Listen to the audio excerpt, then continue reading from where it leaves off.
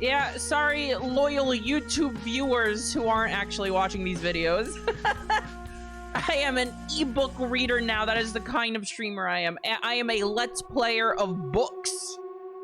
I let's play the books. Let's go. So we were about to get invited to the Misericorde, if I remember correctly.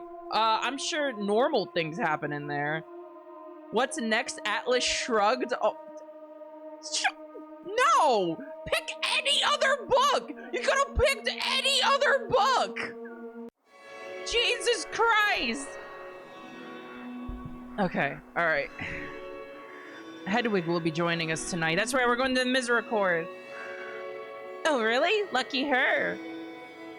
We had just left the rectory after the evening meal. There was, apparently, still some time before the Misericorde's door would open. I had a little bit of time to while away, preparing myself for a night in the lion's den. They're just gonna be drinking alcohol, it's fine. Don't make such a fuss about it. Why not? We're just happy to have you. Well, I am happy to hear it. But nonetheless, you're making me nervous. You'll have so much fun, such a special occasion, honestly. Special? Well, yes! Isn't this going to be your first time ever going to a social event? Careful, don't break her. Sorry! Don't break the shy girl. I felt like I was about to faint. God damn it, too late. Moira was completely correct, of course. Never in my life had I been to anything more sociable than meals in the rectory, and those had been overwhelming enough on their own.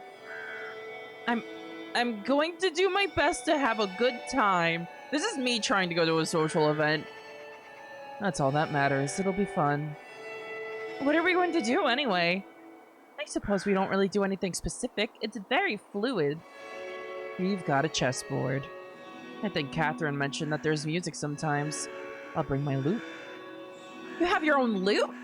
Yes, Catherine II gave it to me ages ago. One day I should ask Catherine if she could nick the portative for an evening rather than just disabling it. That could be fun to mess around with. I want to know what this fucking portative really is. It's like a portable organ or some shit. I don't really understand it. I wish you wouldn't fiddle the superior's things. It's all in good fun. The soup knows. I'm not so sure. Hedwig, you're getting too nervous again. I love how everyone's trying to take care of her. Moira had seemed so carefree ever since that day she broke down while talking to me in the dormitories. I was jealous of her ability to have that be her one emotional outburst on such a horrible subject. It was as if she'd simply been able to drain the abscess and heal the wound. Having healthy emotions? What's that? I wish that I could do the same. Unfortunately, every one of my fears and miseries seemed to linger and fester within each other. If my head was a diseased limb, I'd simply have to lop it off. Don't joke about that. Don't joke about that. The goat already had the head lopped off. The sun was just starting to set. I decided to go for a walk in the garden. Nothing scary is gonna happen. It was one of the best places for me to clear my head that didn't involve drawing a bath, provided I didn't run into Angela at least. But what were the odds of that happening again? Watch her show up immediately. I was determined to make real, tangible progress tonight. The superior was right to be frustrated with the lack of momentum. That poor young man had begged me to do something to secure his freedom, and then I had slipped into a dark spell for days. I had been selfish. It wasn't going to be impossible. Things weren't so bad. I even had a clue to follow up on. It would be easy to ask Catherine about the cloak when we both had a few cups of wine. There was nothing to worry about. You're setting up every red flag right now, Hedwig. I was genuinely interested, after all. What would I tell Catherine if she asked how I knew about the cloak? Creature spotted! Hedwig. Oh, hello! I want to show you something. Gotta come see. Very well. She's gonna show her the weed patch! Darcy scurried off around the bend and toward the cloister before I could finish my reply. I had to hike up my robe to keep up with her about tripping on the stairs. She was leading me to the dorms, it seems. Whatever it was she had to show me, I could not guess. I am sorry about the mess. I lost an important mushroom, and I've been turning the place upside down looking for it. She lost her shrooms! Hang on, I'm turning the volume down a bit. She had ushered me into her room in the dormitory. It was a stark contrast from my own. There were bits and bobs everywhere. Haphazardly stacked books, bottles of various sizes, both empty and full, little scraps of paper, plants in little pots. Darcy had certainly made the space hers. I've been working on this for a while, and I think you might be interested. She was standing in front of a small cauldron that was full of a thin, clear liquid that smelled a bit like wet grass. You have been sick and sad a lot lately, and I thought, well, maybe I could do something about that. Do something? Did you make this for me? It is a little something I'm fiddling with. Is she gonna be a guinea pig? Will make you feel better, maybe. What's in it? I didn't want to sound rude, but I couldn't help but think about what might happen to me if I drank something Darcy had brewed. Has some St. John's wort and some sage and some water from the hills. I boiled it all together with some other things as well. I forget. It was mint for flavor, though. Menta? That's right. She ladled some of the liquid into a little bottle. The whole setup was a little precarious. I lunged forward to stop the wobbling cauldron from plummeting to the floor as Darcy knocked it about with her sleeve. Oh, steady on me. Good thing I was here. Anyway, try some. Darcy, is this quite all right for me? What do you mean? I have a frail constitution, and this is very, very, very, very, very, very, very, very, very light. Do not worry. You think I could drink this without any trouble? If I did it right, and well, it will, in fact, lessen your troubles. That is very kind of you. I hope I'm not being rude. I just, the Bible often reminds us to remain sober-minded. You are not sober-minded. You are sad a lot and lonely as well. I was very worried. Well, you were not talking very much. And I am not very good at talking, so I did not want to butt in while you were saying precious few things. But it still made me sad to see that, so I wondered what I could do to help. Darcy's so good! Darcy's so good! This will help you remain sober-minded. The world is strange and there is much to be sad about. Even here, of course. But there is no better way to face the sadness than to be prepared. That is all this is. She held the little vessel out to me. Well, I took it from her and gingerly took a sip. It was surprisingly thick, although it didn't taste as bad as I'd imagined. Maybe the Menta helped after all. Darcy beamed at me and took the bottle back from me, filling it up and closing it with a stopper before passing it back to me. Some more for later, if you fancy. I don't feel any different. It'll take a little bit, but I'm sure it will relax you before tonight. No, that would be nice. Will you be joining us in the Misericorde as well? Not tonight. I'll be busy with other things. The odds were increasing that I would have to deal with Angela in a social setting that night. The idea was not relaxing in the slightest, and actively worked against whatever Darcy's potion might have been doing for me at the very moment. You will have fun. You will feel like a real member of the Abbey after tonight, I reckon. This is not going to be some sort of hazing, is it? Goodness, no. That was the pranks. Right. I got you good. True enough, true enough. She smiled at me once more and then ushered me out of her dorm. I do not mean to rush you, but I have some work to do. Oh, not at all. Thank you for the tincture. I hope it serves you well. I gave a little nod of thanks and hurried out of the room. Darcy's my favorite character. I'm not gonna lie. There was yet some things to some time to while away before it would be appropriate to head to the Misericorde. I decided I would hole up in my dorm and calm myself with some reading. A splendid idea until I realized that I currently had no books in the room, save for one. I really should have asked the superior to move my collection out of the cell and into my dormitory. Medea simply wouldn't do for now. I felt a little apologetic. I of course still appreciated the gift Catherine had given me by transcribing the play for me. I was not sure that it was something that would help me feel any less tense at this moment. I needed something like Ecclesiastes, not a story about a pagan woman murdering her children. I laid down on the bed and held the little bottle Darcy had given me up in the air. I rotated it in my fingers and stared at it. There were no words on it, but I was still trying to read it, I think. If that makes any sense at all. I could feel the cool glass getting warmer between my fingertips. If I ran my thumb over the cork, I could sense just how much rougher the cork was than the bottle. The longer I did it, the easier it would be to notice the sounds the bottle made as well. The gentle sloshing of the liquid inside and the way the stopper brushed against my skin. It absorbed me utterly. Ah, disassociation. I wondered if perhaps Darcy's concoction was working after all. After several minutes, I was so engrossed in the patterns of light dancing through the dark green bottle that I scarcely had room in my mind to think about anything else. Oh, she's high as fuck. Do you ever do that? Feel an object every which way until it feels like everything? I don't have any more of that tincture in me, but I still try from time to time. Lectio Divina. The sacred act of rereading and repeating a single line of scripture over and over until it almost feels meaningless. Until the words are just sounds and the letters are just shapes. That is how I spent many of my days and nights in my cell. Breaking through all straight thoughts and bypassing all frivolous interpretations of the word and simply living inside the true meaning of it. Reaching understanding through feeling rather than language. For a moment, I was that little bottle. We're getting started in the Misericorde now. I just thought I'd tell you as early as possible in case you plan on being fashionably late. Coming! The clarity that I had been enjoying burst like a bubble, and I was thrown right back into nervous anticipation. I rose from the bed and did my best to straighten out my robe. While doing so, the tincture fell from my trembling fingers. Luckily, it didn't shatter. It bounced once and then rolled around the cold floor, making a cold twinkling noise. Are you all right in there? Yeah, sorry, I just dropped something.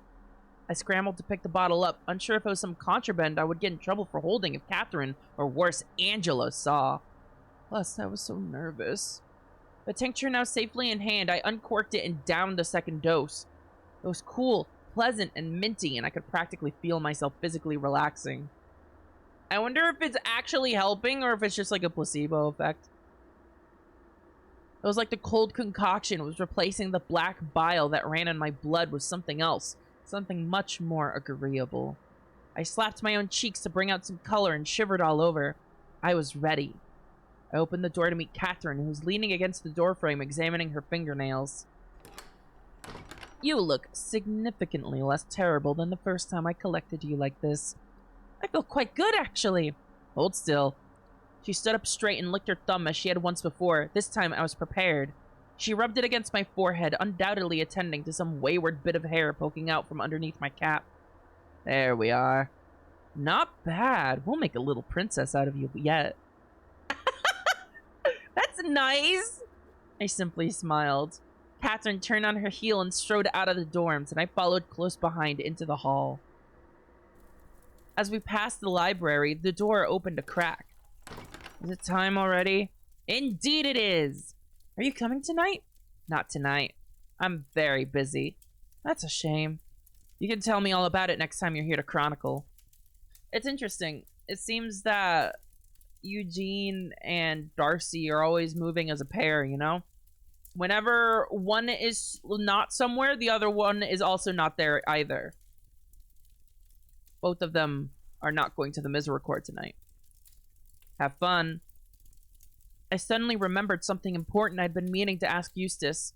In my miserable stupor, I had completely forgotten to ask her about Darcy's vision. I leaned forward to speak quietly, aware that the others behind me were watching. Still, it wasn't as if Darcy's visions were a secret. Oh, before you go, I was meaning to ask, could I read some of your notes about Darcy's vision sometimes in the near future? No. Really? I find them ever so interesting. She said I should ask you about them. And I'm saying no. Have a nice night, Hedwig. She closed the door firmly. Ha! What's written in there? It is rather a pity she's not coming. She can be quite fun with enough wine in her. Anyway, in here. Catherine opened the door to the Misericorde and held it open for me, ushering me in as if she were a deckhand on a gangway. Inside the room was a round table, rather different from the one in the rectory. It was clearly quite old. It was full of pockmarks and dents. Some parts of it were shiny, but others were quite dull. Various mismatched chairs were haphazardly placed around the table, as well as a couple next to a fireplace at the far end of the room. There were no windows. Currently, light was being provided by the hearth, as well as a large candelabra in the corner nearest the door. Well, here we are. Hello, Hedwig. Hello, dear. Welcome, welcome. There were two other figures I could see tending to the fire. The smaller one on the left, I deduced, was Flora. The one on the right, unfortunately. Angela! Goodness, it's been a while since I've seen you in here. Yes, well, some of us have better things to do than spend every possible night reveling. Oh good, we're getting prickly before any drinks have been poured. This should be fun. Give it a rest, you two.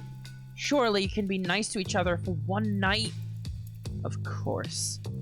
We wouldn't want to leave Hedwig with the wrong impression, would we? I agree. We can't let her leave without recognizing what a shrew you can be. Catherine!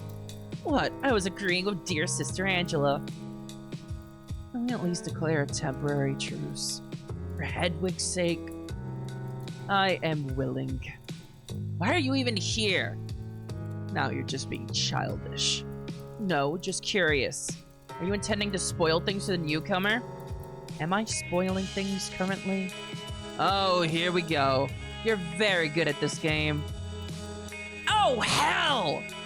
I jumped. It barely registered with me at first that this exasperated growl had come from Sister Charity. You're both as bad as each other. Stuff it for one night. You can bicker on your own time, but me and everyone else here are here to have a nice, relaxing evening. And you're bloody well not going to ruin it. Sit down. Shut your gobs, drink, and make merry. Or else. Oh, man. Oh, Charity's scary. Charity's fucking scary.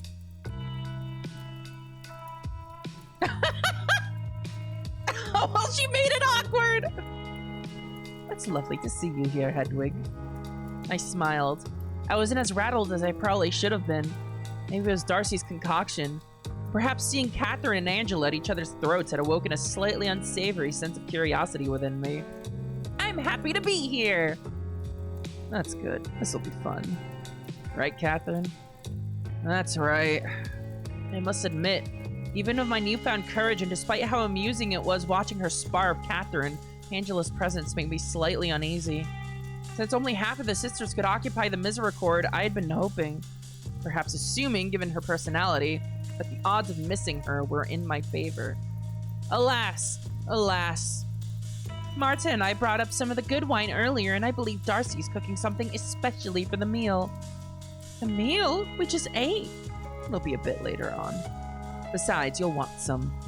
I should resist, but the call of red meat is too strong. I opened my mouth to protest. The rule of St. Benedict strictly prohibited red meat, before I remembered that in this room, the rule had no say. A touch circuitous, if I must say so myself. The rule states that nothing should be preferred over the Holy Office, the works we did and the hours we observed. And yet here this place was, offering a sanctuary for everyone to do nothing but prefer worldly things. At this point, I had lost count of all the infractions this abbey had made on the rule of St. Benedict. Poor Darcy, she's really very busy, isn't she? I think Eustace or Moira is helping tonight. And it's a bit less complicated than supper. It's just meat and heat, more or less, isn't it? I am sure there is an art to it, as there is to all things. Wise as always. Charity then ushered me to sit down at the table. There were several mugs and a large wineskin resting in the middle of the table. There was also a full cask next to the table on the floor that I had not noticed previously. It was a little smaller than the fat barrels that I'd seen stacked in the cellar, but nevertheless... That's a lot of wine. And thank God for that. You have plenty of us here to help finish it, don't you worry.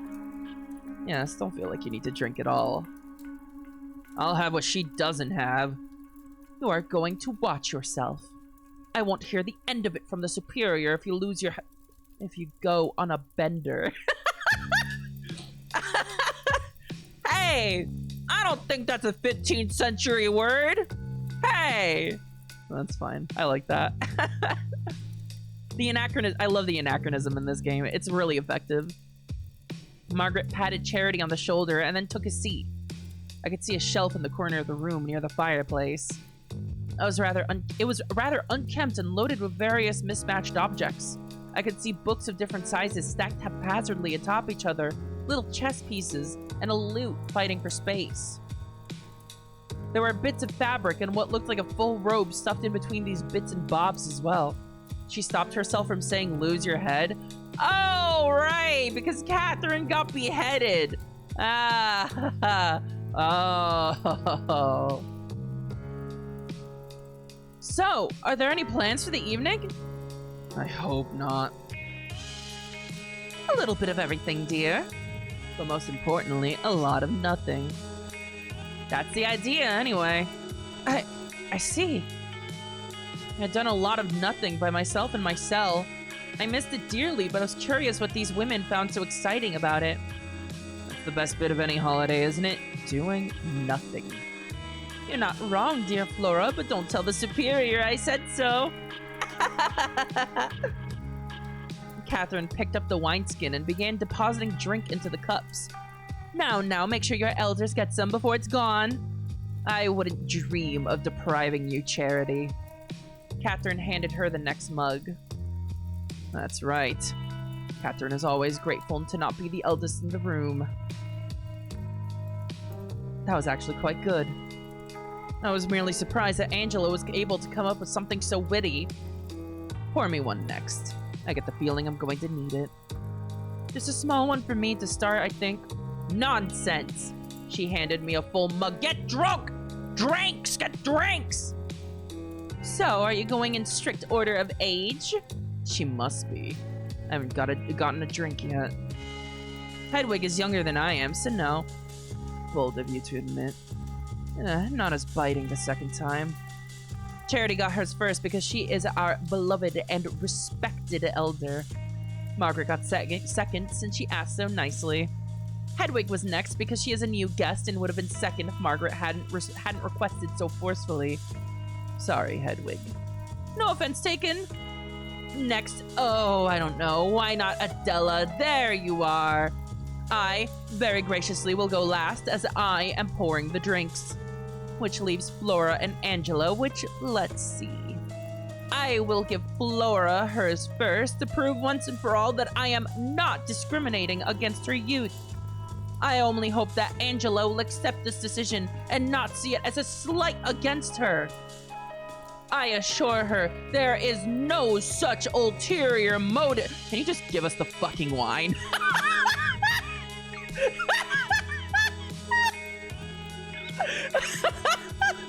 I fucking love this game.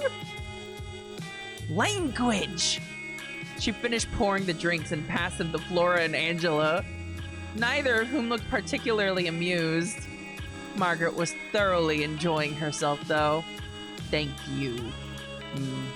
Indeed. Now, Hedwig, tell us what you think of this wine.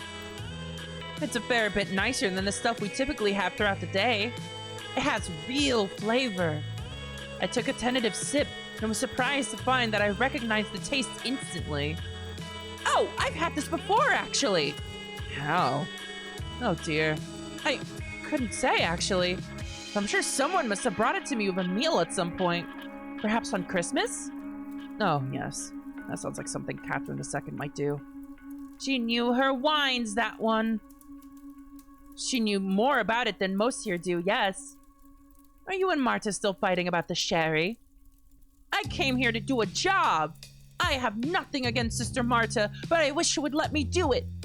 I know. I can't do anything about that, though. Adela huffed and nodded, sipping her drink. This is good. Not as good as I could help make, but it is very good. What's different about sherry, Sister Adela? Don't get her started! It is a better fermentation process. The end product is sweeter. That's hard to believe, given what I tasted. I mean, I do believe you, just, it should not be tasted halfway through being made. Does the painter show their client their work before they have painted a face? Does the chef deliver a half-cooked meal? She's got a point. Of course, I'm more just impressed. I was asked to come here and help shepherd a batch of sherry. The first one was a complete disaster because instructions were not followed. Now I am trying to correct this with the second batch, and I am facing the same resistance. Marta is very protective of her work. I think she does not like me. I think she does not want some Iberian dirtying up her project. She stuck her finger into her drink and violently wiggled it around to emphasize her point. I had to duck to dodge flecks of wine. I promise you it isn't as bad as all that. She's just... I think it might be exactly as bad as that. Is she saying that Marta is racist? Is that what she's saying? She has no other reason to get in my way. She treats me like a child, too. It might just be an age thing. Ha! I very much doubt it. She does not see me as Spanish. Margaret, Marta doesn't treat you any differently than anybody else, does she? Oh, crumbs. Oh, it's fine. It's just if I say no, that might not actually indicate what you're hoping it does. Charity looked as if she was trying to decode a particularly difficult puzzle. Oh, this is awkward. Oh, this is awkward.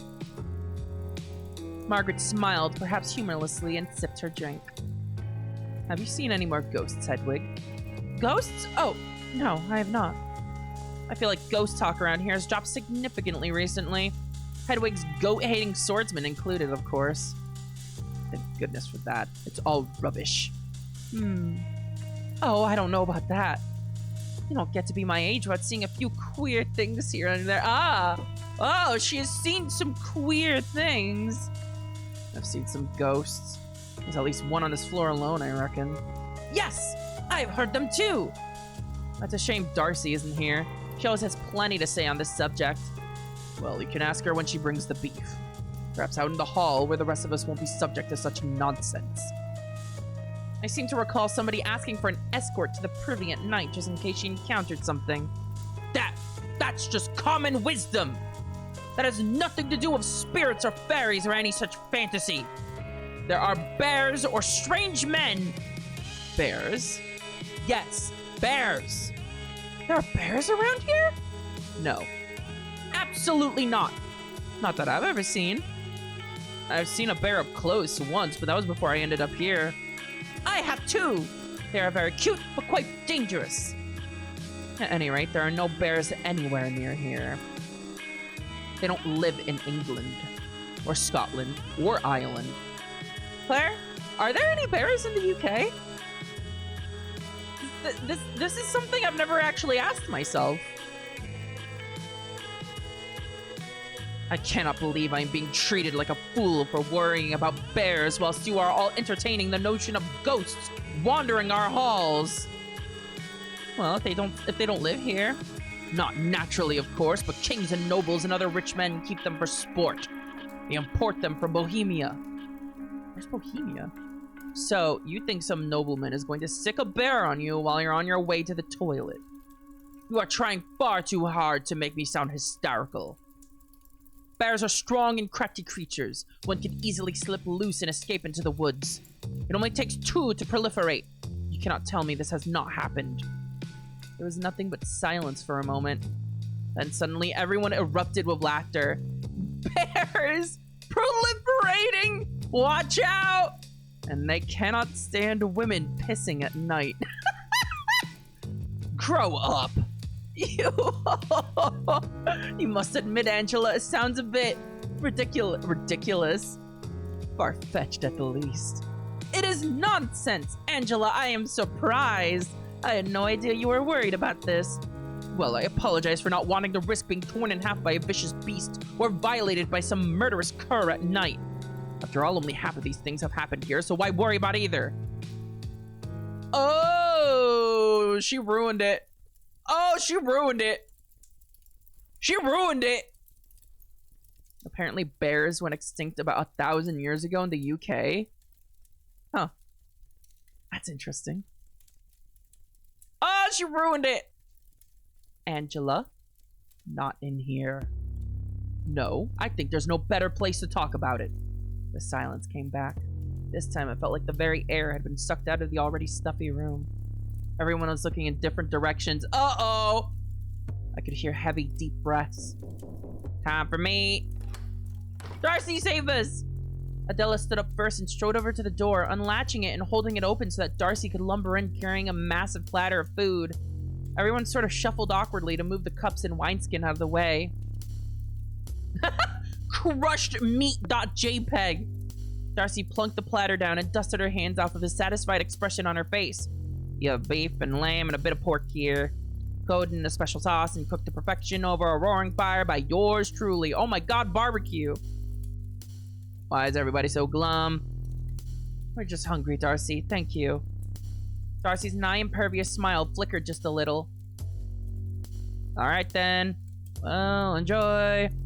Aren't you going to have some? No, I'm not allowed. Not outside of the Misericorde, no. But you're here now.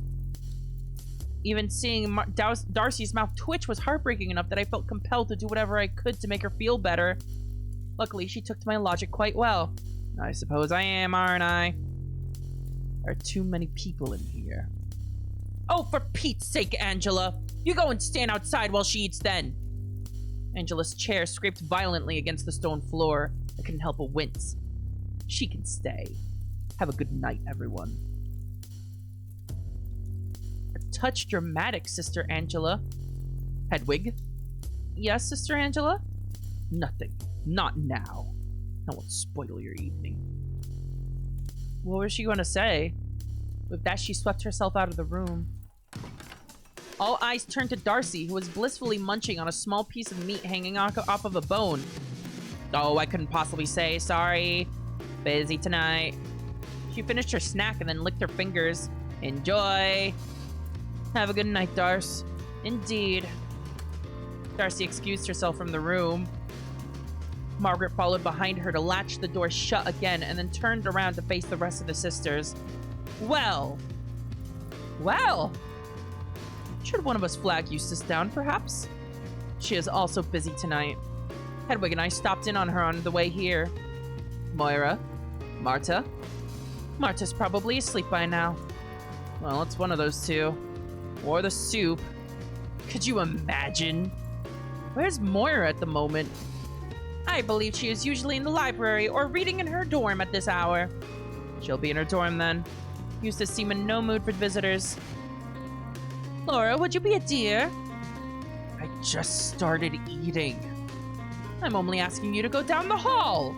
The food will still be here when you get back. Will it? I've seen you lot eat before. Now! Cheeky little... I'm going. This is certainly not as relaxing as I had been led to believe. Yeah, there's some fucking drama. None drama. That being said, I was still feeling surprisingly confident. I think perhaps I was even finding some relief in the fact that this particular spat had unfolded without me at the center of it. In fact, I was barely involved in the kerfuffle at all. Charity forced a smile.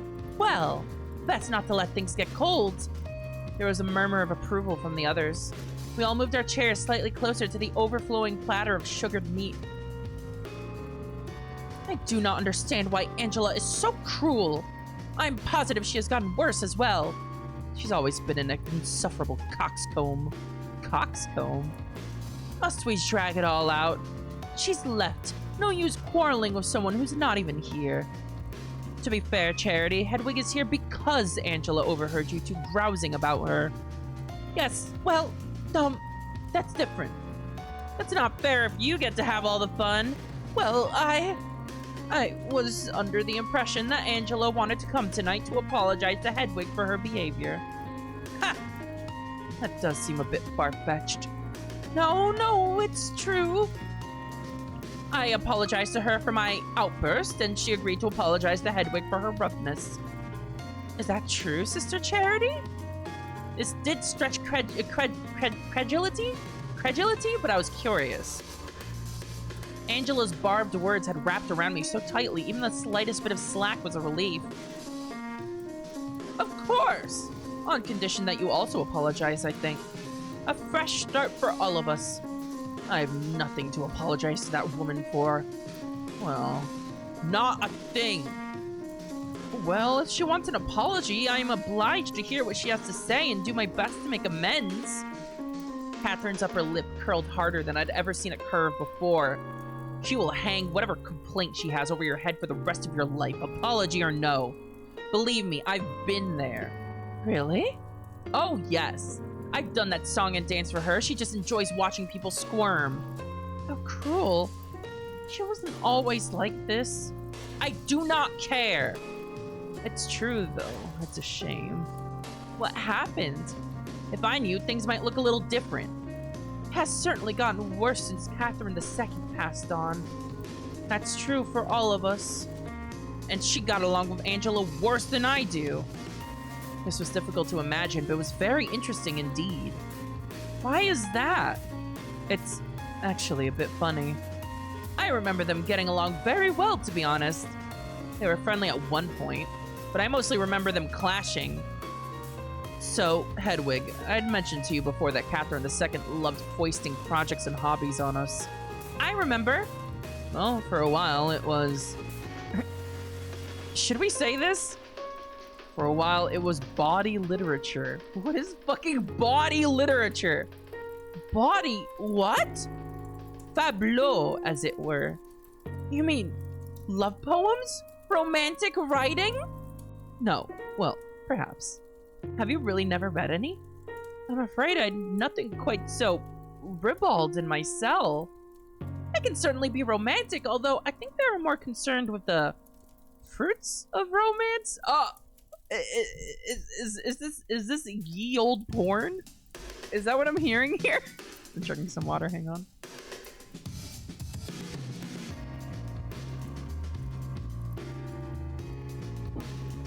Is that what I'm hearing here? A particular part of romance. The intercourse. The fucking. Yes! Yes, it is! Yes, yes, it is! I nearly choked on the bit of lamb I was eating. Gee, you are all reading that sort of thing here? Oh dear. Her wheels are coming off. It's really quite common for monks to write this sort of thing. It helps ease tensions, I suppose. And Catherine II thought, why not us? It might be a healthy exercise. For what purpose? For the fun of it. Purely for the thrill. God knows we're not allowed to have any fun here. That's not true. Not that kind. Hedwig, dearie, it really is not that strange. After a few more weeks here, you'll probably realize just how little there is to do. There's something new and entertaining the girls were interested in. Well, I understand. But fornicatio autem et omnis immunditia aut avaritia nec nomitor in vobis sicut desit sanctos. Yes, we've studied a bit of the Bible here and there, actually. Sorry, I just don't see how writing that sort of thing is appropriate for women of our station. The sisters all looked at each other with slightly concerned expressions. The confidence that I brought into the room with me was rapidly draining. I felt like I'd accidentally cast myself as an outsider to be scorned once again. Well, we endeavored to keep most of it in here. It is the Misericorde, after all. We're eating red meat. The rule of St. Benedict might wane in here, but this sounds more like purely biblical instructions being broken. Hedwig, the gentlest and most pious monk I ever had the pleasure of working with, years and years ago now, used to write beer recipes in the margins of his Bibles. And I remember meeting him for the first time delivering food to a village that had come down with the plague. He told the most outrageous jokes I'd ever heard in my life, and I could hardly walk from laughing, all while risking ourselves to help the diseased and dying. Did we deserve hell for a few bawdy japes? Well, this was not an argument worth having. It depends on the jokes, I would think. Everyone else laughed. I was stunned by Catherine's ability to say the exact words I wanted to say with the exact opposite meaning. Tell us one! Yes, go on.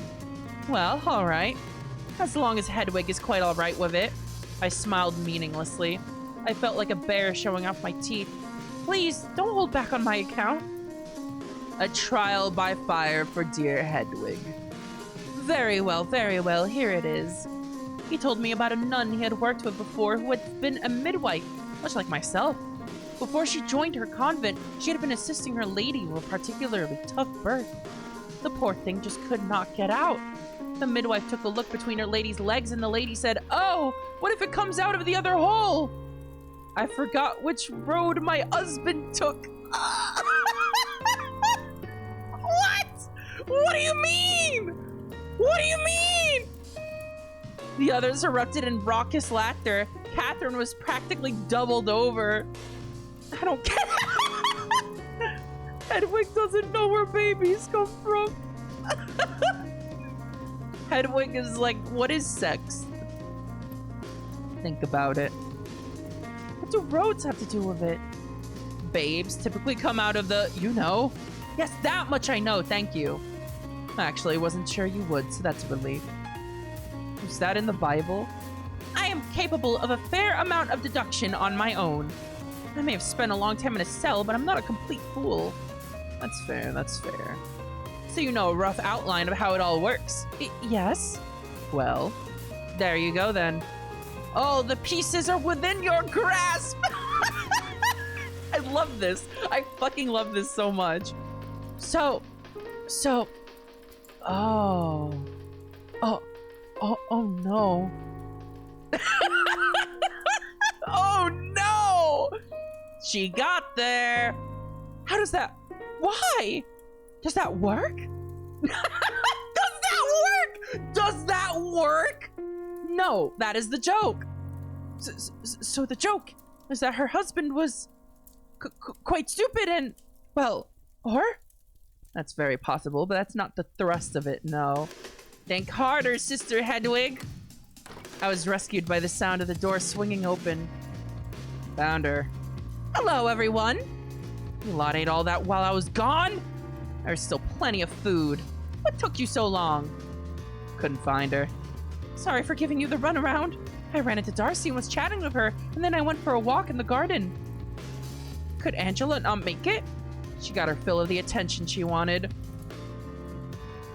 Let's not get back into it. No, I could talk about it all night. That's the problem. Fair enough. Well, now that we're back up to fighting strength, what do we do? Should we play a game? I would love to play some chess. Later. I'm not feeling particularly strategic yet. She reached for the wineskin and poured herself a generous refill. I'll get there, I'm sure. Well, since Angela isn't here to complain about them any longer, how about some ghost stories? You'll like that, Hedwig. Right. While navigating through my personal doldrums for the past few days, I'd completely forgotten what my reputation among the sisters currently was. Not only was I a mousy, prudish, trembling little creature, an estimation I could at least agree with, I'd stumbled into giving off the impression of a spirit-chasing prankster. It did not suit me. Oh, well, I don't know. They give me the shivers. That's the point. Precisely! I will tell you all my story. Oh, must we talk about this? I was hoping we could all talk about something a little more fun. Oh, but this is fun. Oh, dear.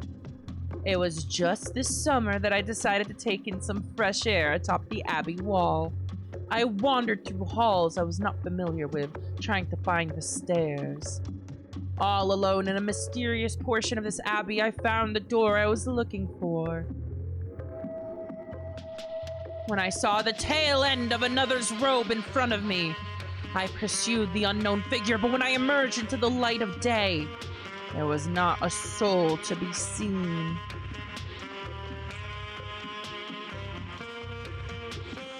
That's it? That's the story? That's it? That's it? Huh. Fascinating. And this was in broad daylight? Maybe the sun blinded you.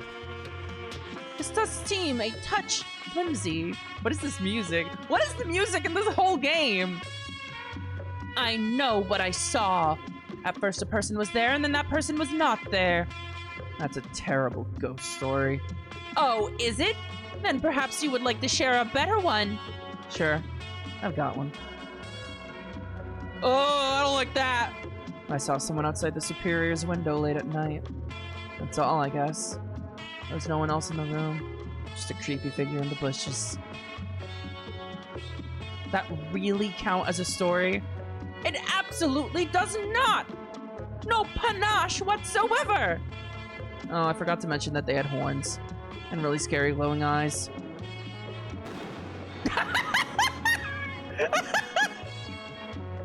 Wow, convenient! Oh, no!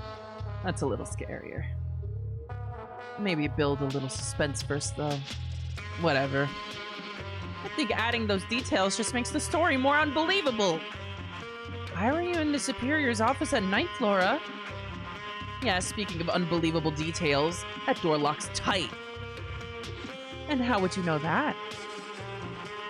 Look, she took my charcoal away because I was scribbling with it during service, okay? Enough! Let me weave you all a tale of true terror. Look out, everyone. She's gonna tell us how old she really is. They all suck. I love them. Except for Margaret. Margaret is awesome. Laura, be nice. Some of us were saving that exact joke for whenever Charity spoke up next. Oh my god! Now, I'm not too proud to be honest about my age.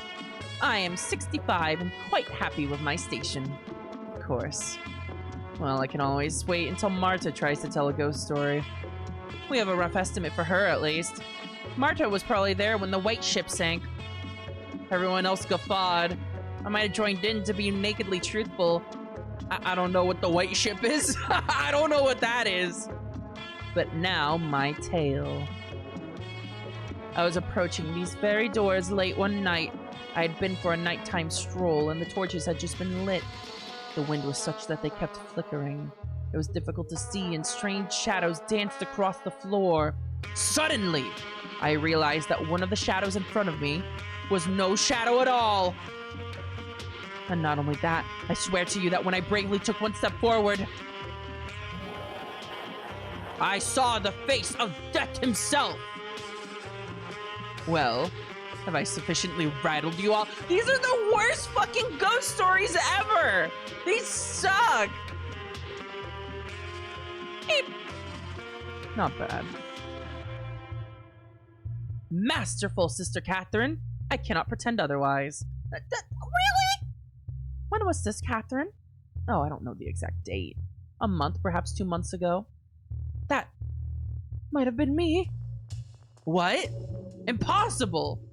I do seem to remember running into you in the hall one night when the torches were flickering in the wind like that. If that is true, why didn't you say hello? I tried. You had already run away. Well, fancy that. That's not. No, I think this is probably a different night.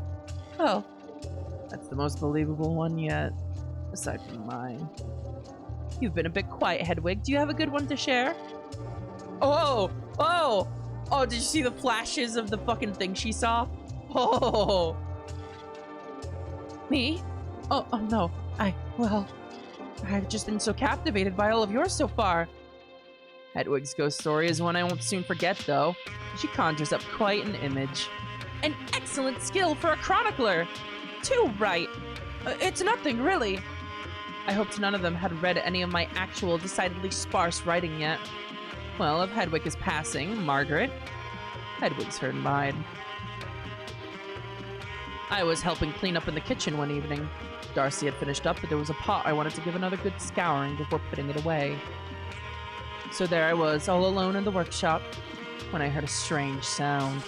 The light had started to fade, and I hadn't thought to bring a candle. The fading light of dusk through the window was all I had. I crept towards where I thought I had heard the sound, and saw a pair of eyes. Not only that, there was another creature present as well. One with a terrible visage. All I could make out was a hideous maw and some truly evil eyes. Ah! What the fuck? I hightailed it out of there, I have to confess. Goodness, that is an upsetting story. In the kitchen? Crumbs! I frowned. Margaret had told me a variation of this story in the chapel. They seemed to be gathering some embellishments for this larger audience. What do you think you saw? Well, if I had to hazard a guess, perhaps two demons have been having a meeting of some sort. A meeting? What about? I don't know. Perhaps they were arguing about who to eat first. Ah, no! How gruesome! Now you're having it on. Maybe. But I did see them. That much is true. The one with the big horrible teeth. That could have been a bar guest. A what? The big dog. That's the one, although dog isn't quite an apt description. This sounds like fucking Earthbound music at this first part here. It's a truly terrible creature that haunts old fields and old moors, always stalking around and hunting people who wander late at night. It's not quite a hound, more of a, I don't rightfully know, a mix of a dog and a goblin perhaps, like something out of Inferno. I can only hope you didn't get a good look at him, Margaret. And why is that? Well, they say if you see him, you're destined to die. Well, I'm not worried. No? Why is that? Because I made it all up, you daft old bat. My eyebrows had shot straight up, but Chastity didn't seem to mind. The whole room erupted with cackling. Oh, the cheek on you lot! That counts as your ghost story, I take it. Course it does, course it does! It was very effective, my goodness. I suppose that means it's Moira's turn. Oh, really? Well, I'd have to think. Something often said before believable stories. Look who's talking! I've been waiting for an opportunity to jump into the conversation more actively. I'd been worried that my relative's silence was conspicuous. The banter between the sisters had been so acerbic that I thought my contribution would fit right in. Unfortunately, it seemed that I'd missed the mark. Huh? Because, you know, yours was really short and... Okay. She may as well have slugged me in the gullet. I looked around at the others, who seemed to have barely registered our exchange at all. Presumably, they were all opting to remember this embarrassing outburst forever. Something to gossip about the way they had about Angela earlier. The social anxiety on this girl! I was often unsure about who I was exactly, about the purpose defined by my cell. As an anchoress, I knew exactly what I was meant to do and where I fit into the world. Removed from the cell, I was utterly blind. I tried new attitudes and mimicked behaviors to find something that fit me, but all I could hope to amount to was being someone else's private joke. I do have a good story to tell, actually. I think it might count. Do tell. Well, one night I was walking past the cloister, and a little bit of gravel worked its way into my shoe. Terrifying. Let the woman finish, Flora. It's no problem. I stopped to fish the little rock out of my shoe. I leaned against the wall, and when I looked down, I realized that there were some odd footprints along the path. Odd how? Well, they were not human footprints. They were small and pointed. Pointed? Yes, like hooves! Is that the fucking goat? Is that the goat? Anyway, the footprints continued away from the cloister. I made to follow them, but then I saw a strange figure hunched in the doorway. He turned around and his eyes flashed in the moonlight. I was scared witless and ran all the way up the stairs to my room. Creepy. How strange. Darcy does occasionally bring the sheep up to the cloister to keep the grass short, though. There was only one set of footprints, though. Maybe they walked single file. Maybe. That's probably it. Don't let the little gremlin get to you, Moira. It was a fine story. I know it wasn't very, well, gripping, but... Well, how delightfully frightful that was. Everyone raised their cups. I followed suit, although I could not keep up with the others when they proceeded to chug the contents of their drinks. Chug! Chug! Here, here. Catherine, would you mind topping me up? We continued to eat, chat, and drink for a long while. The food was delicious. The wine did a decent job of making me feel warm and pleasant enough to set any worries about my conversational skills aside, too. What was starting to worry me, however, was the matter of how to approach Catherine about James the stable boy without raising any suspicions. Oh, yeah. Oh, actually, do you want to check the perimeter? If it's not good, then margarita, yeah. Beth is getting me my own alcoholic beverage. I would like to play a game. No, thank you. Ha! You cheat anyway. Hedwig, I forget. Do you know how to play? Oh, Against my better judgment, I gambled. I have been learning now that you mention it. The superior has been teaching me. Oh, has she now? Lucky you! Oh, I think it's a way of acclimating me to things outside of the cell. Everyone here talks about chess so much. More than likely, it's her mea culpa for dragging you out of there. I tried to remain calm, but I was gripping my seat so hard I could hear my fingers pop. No, it was my decision to leave. No, I just felt it was the right thing to do. The superior explained to me that the Abbey was in desperate need of a chronicler, and that this would be much quicker than sending word around the country. So, deep down, you always wanted out of that horrible little cell? It wasn't horrible. I had to correct myself immediately. I had to stick to my story. But yes, I suppose I did. I understand that to most people, lying comes easily. People do it to stay out of trouble or to make themselves look stronger or wiser or more interesting to each other. It is a sin, if such is the way of this wicked world. But you must understand that when I was an anchoress, I told a single lie. Here in the Misericorde, committed to the Superior's conspiracy, every falsehood felt like I was spitting a burr out of my mouth. You were quite a mess when I first saw you in there. Well, I wasn't dressing for an audience then, was I? Everyone chuckled. I was quickly learning that making people laugh was the fastest way to steer them away from topics I didn't want to talk about. Your frock is still a bit big for you, I had to say. I think it looks nice. She looks cozy all the time. So, Hedwig, chess? Go on then. Adela beamed at me and got up to retrieve the chessboard and pieces from the shelf. The still ample platter of meat was pushed to the side of the table to make space. One of the wineskins came dangerously close to falling to the floor before Catherine caught it. That would be a waste. Too right. Top me up. Margaret drinks so much! Whoa, music, hello. The board was set up, save for 2 pieces. Adela approached me with her hands balled up in fists and held them out to me. Which hand? Why not just let her go first? Give her the white pieces. She's new here and our guest to boot. Nonsense! This is part of the game. Let's see. The right hand?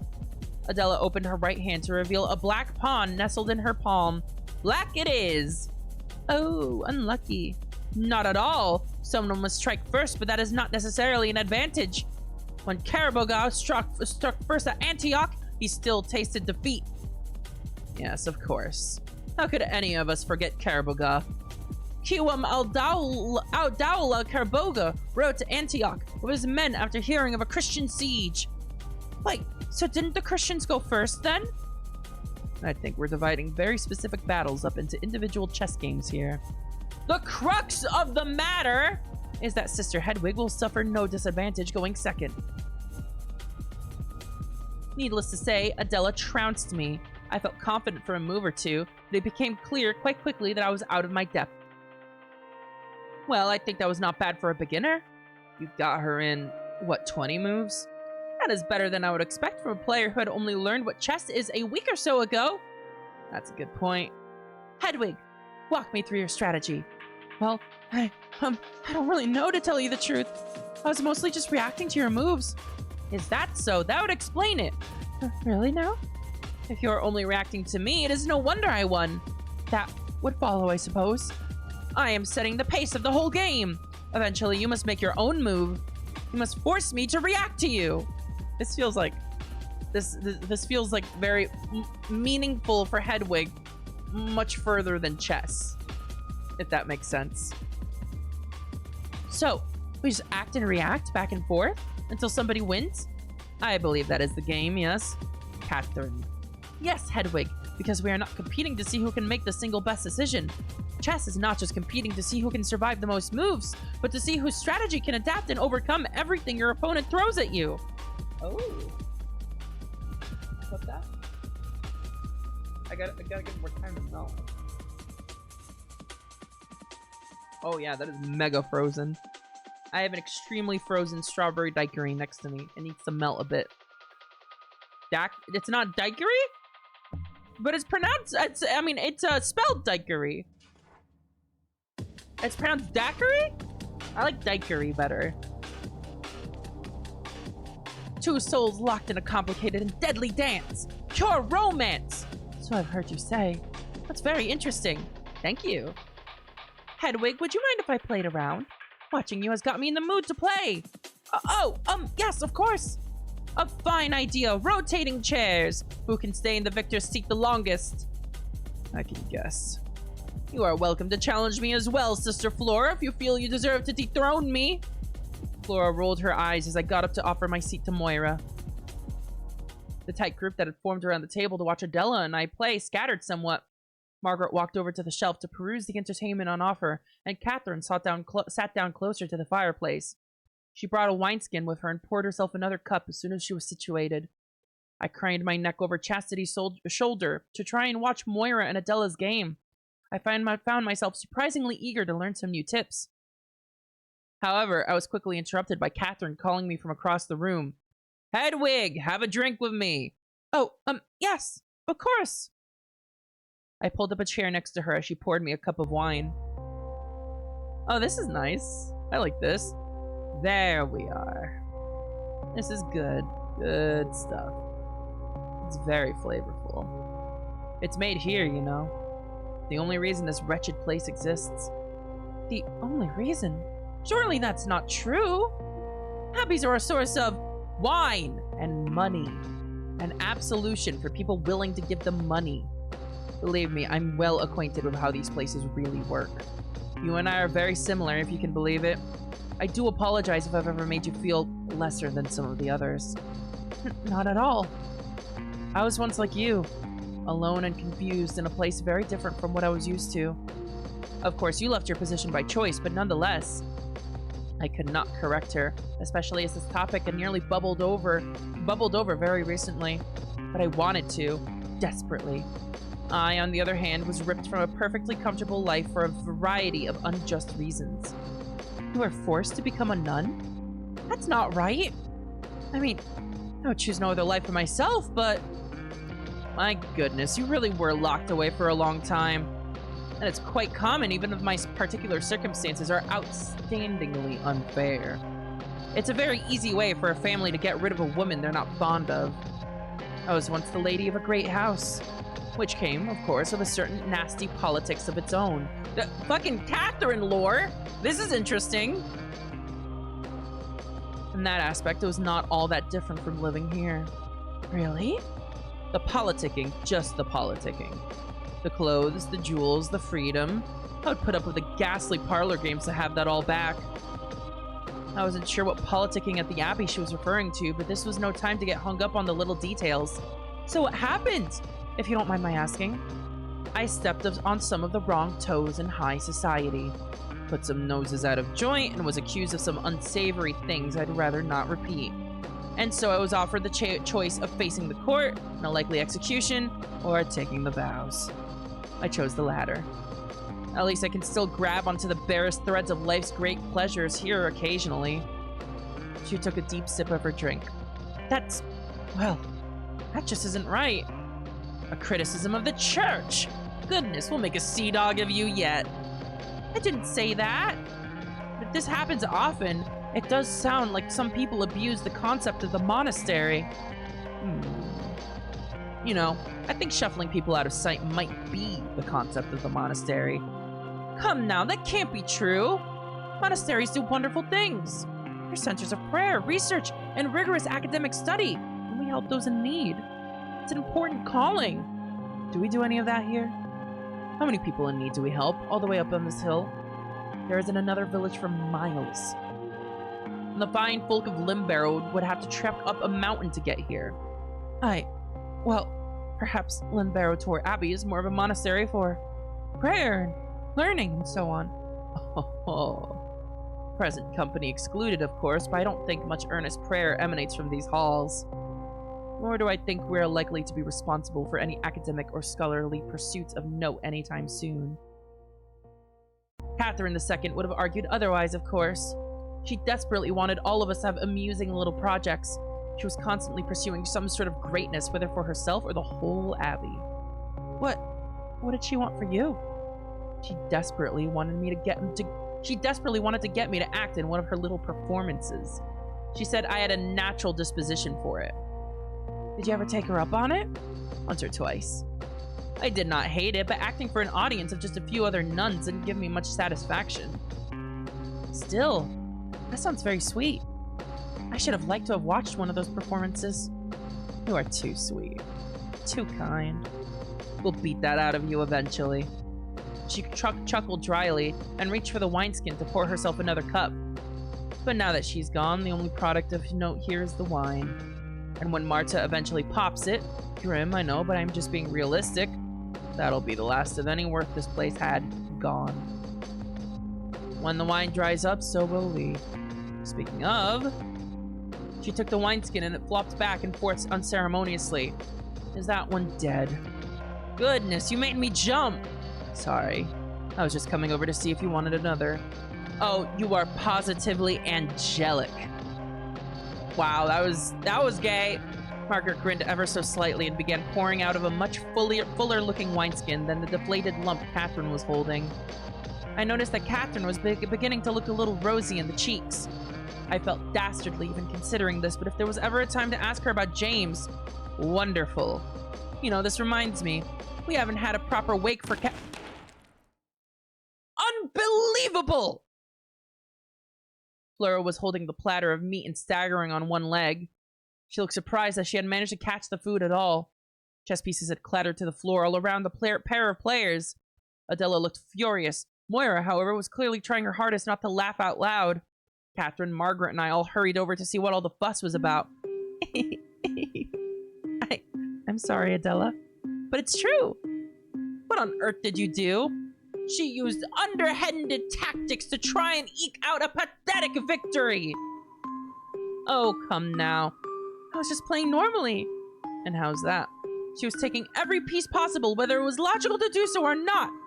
Oh no, here we go. Not another argument about bloody maiden's chess again. I wasn't trying to do anything malicious.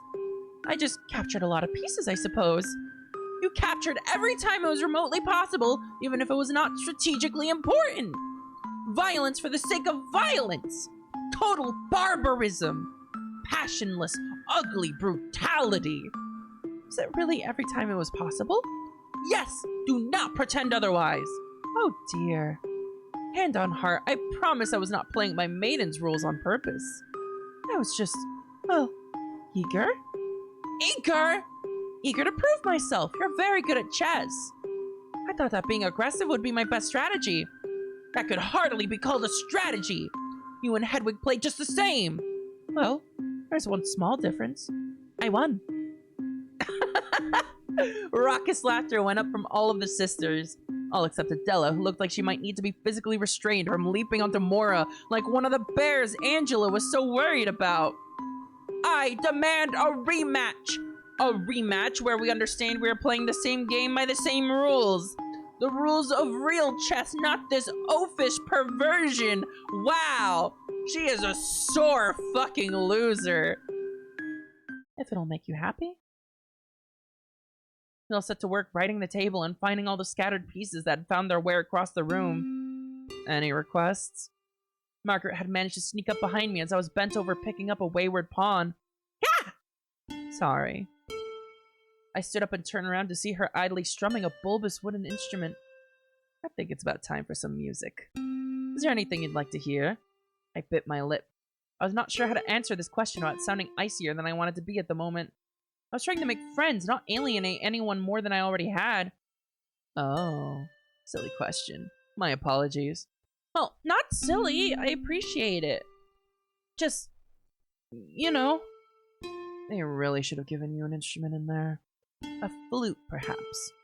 I never felt like I needed one. It might have been fun, though. She had started plucking the strings and bobbing up and down, a slight grin emerging on her lips.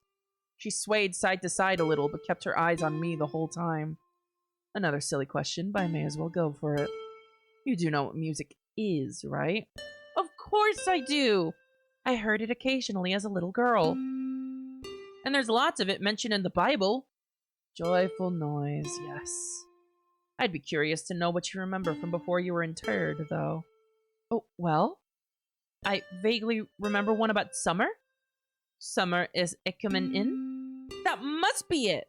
That's quite old. That's something Marta would have considered out of fashion. Well, I never claimed to have been a particularly fashionable child. Summer is ikomen in Ilhud sing cuckoo. Cuckoo! Yes, that's the one. It's a fun one. Want to sing it? Oh no, Everyone, a little musical accompaniment for this clash of armies, yes? I flushed red as everyone turned to look at us. All of the pieces had returned to the chessboard. The sisters were crowded around, save for the pawn I held in my hand. Adela held open her hand and looked at me expectantly. Instinctively, I tossed it. She snatched it out of midair and gave me a little smile as a cheer went up from around the room. Margaret played a single note. Perhaps it was the wine, or perhaps hearing everyone cheer for my expert chess piece throw had gone to my head, but I did not protest. Instead, Sumer is ikumen in, ilhud sing cuckoo, groweth said and bloweth med. Is this like Old English? This feels like Old English. Despite my initial bravery, I could feel myself turning redder and redder. However, once Margaret chimed in, the rest of the room did too. In short order, nearly everyone was singing along as Moira and Adela began their second game. I had no idea if I was anywhere close to the right tune or pitch, but it didn't matter. There was something intoxicating about hearing everyone together, loosely guided by Margaret's lute strings. The song lasted for several chess moves. When the song ended, everyone was clapping and laughing. Even Flora looked amused. Her usual frown twisted into something like a smile. It's bloody winter, though! All the more reason for a summer tune! Hear, hear! Cups clunked together as everyone toasted. Moira and Adela's game continued to pace. Adela looked like frustration was getting the better of her again.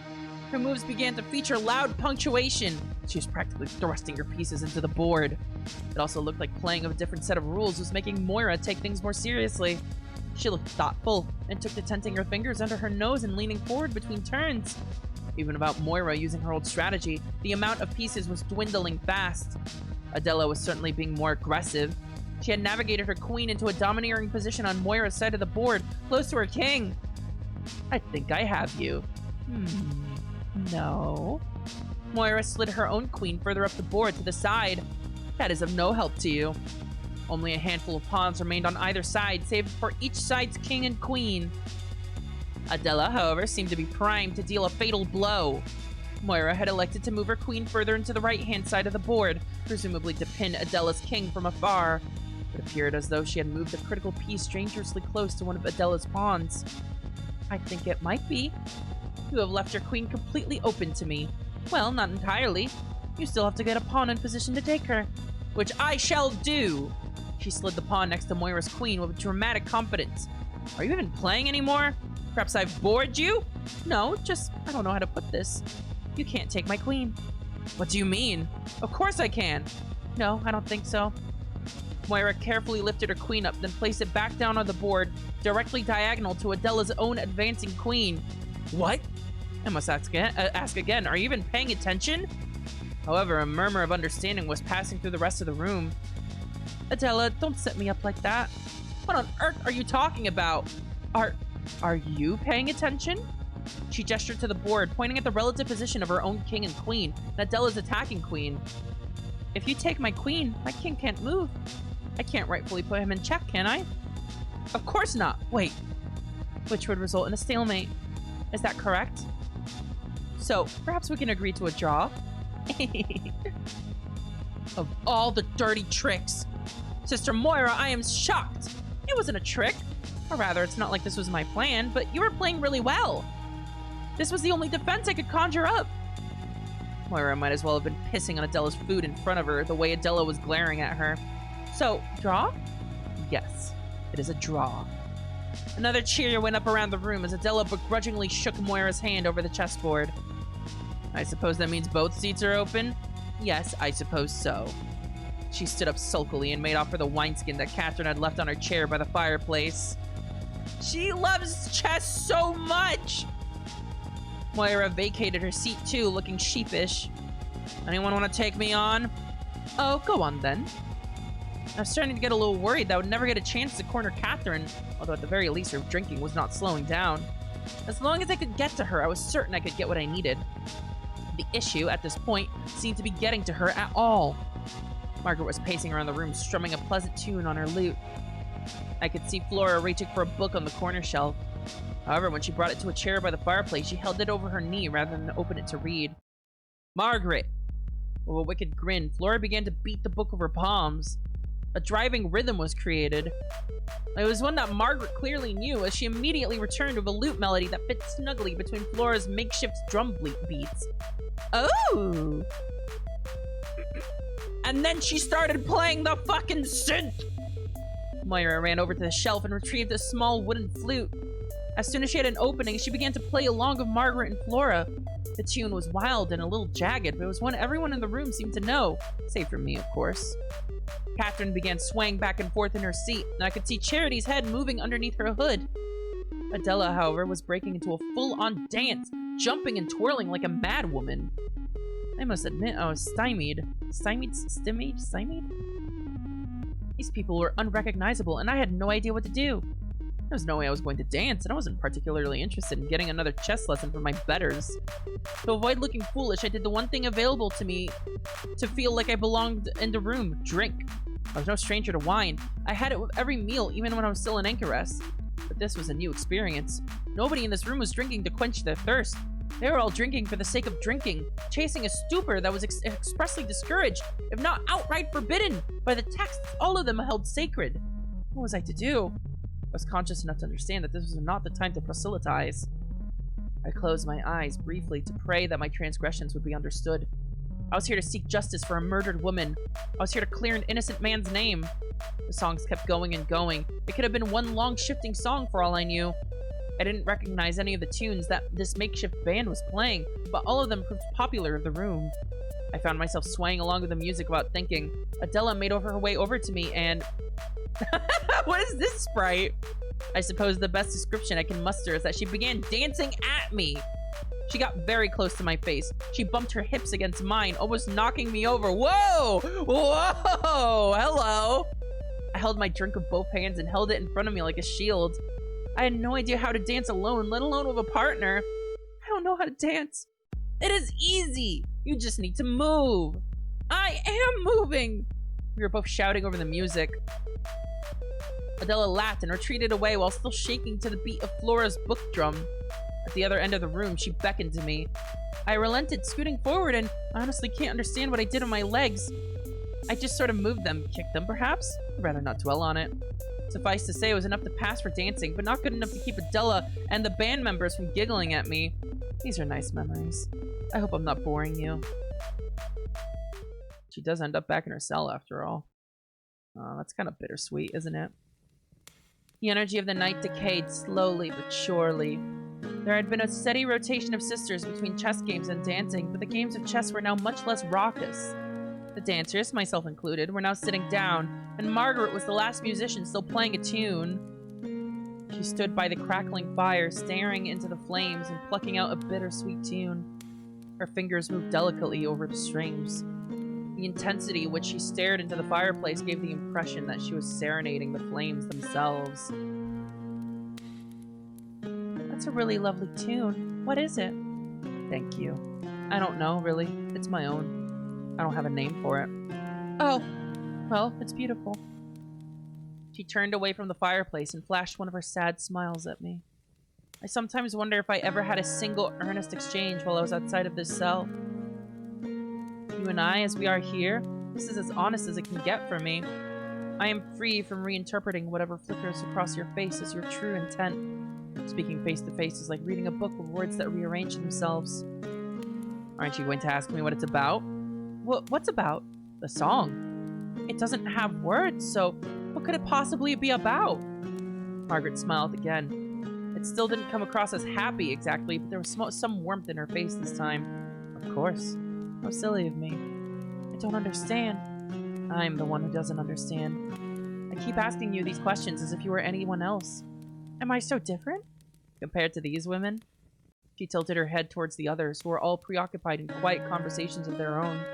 Very. None of them see the world quite like you do. That makes me sound a little too important.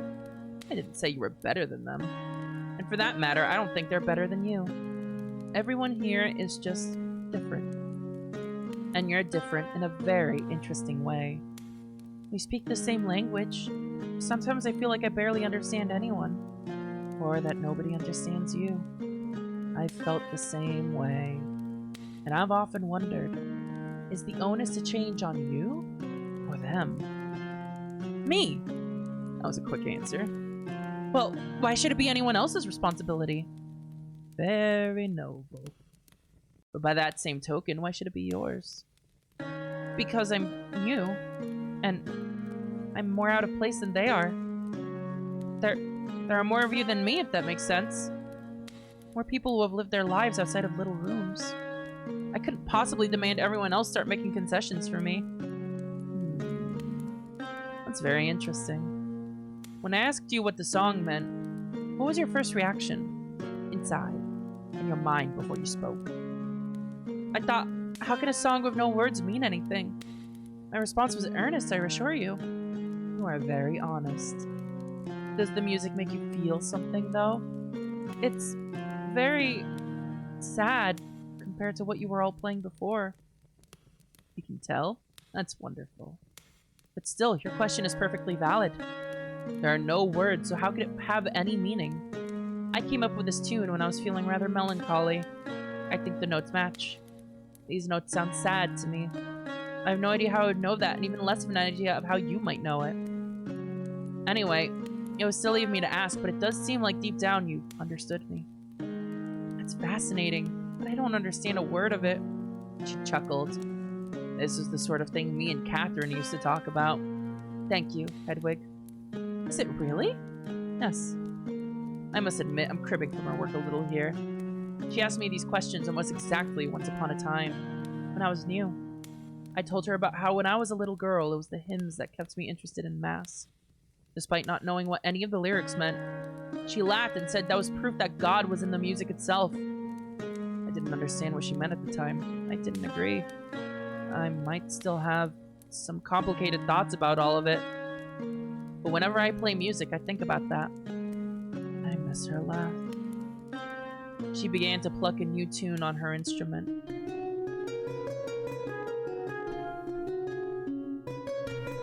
wonder if this daiquiri is drinkable yet.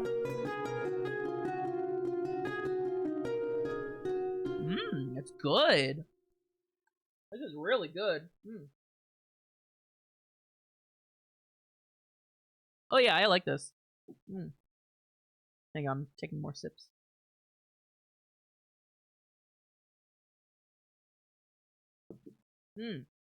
Okay. That was one of hers. What I can remember of it, anyway. I wish I could recall the whole thing. This entire section has been so in-depth on all the characters. I'm a big fan. It kind of makes sense, doesn't it? In the Misericorde, they get to be themselves. That's kind of the whole point of the Misericorde. It's a good thing that it's here, I think. I wish I could recall the whole thing. I had no idea how to respond to this and endeavored to move past the evidently raw subject. One forlorn drunkard had been enough for me. Unfortunately, I managed to put my foot in my mouth instead. Margaret, you're from far away, yes? Here we go. Go on. And I may as well be from someplace far away.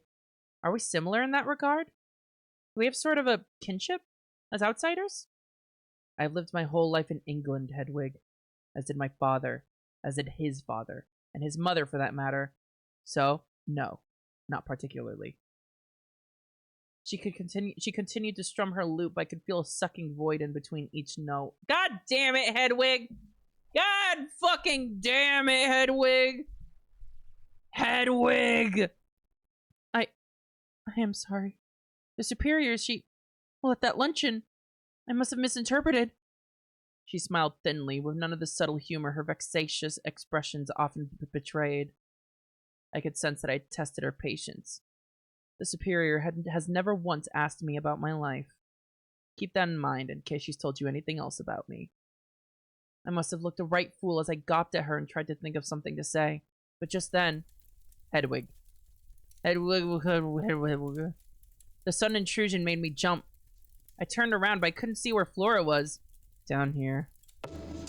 Flora was sprawled out on the stone floor, her head so close to my foot that I might have tripped had I taken a step to the side. What are you doing on the floor? Comfort, blessing. I feel sick when I stand up, but down here is good. That makes sense. Are you alright? Yes, this is normal. I think.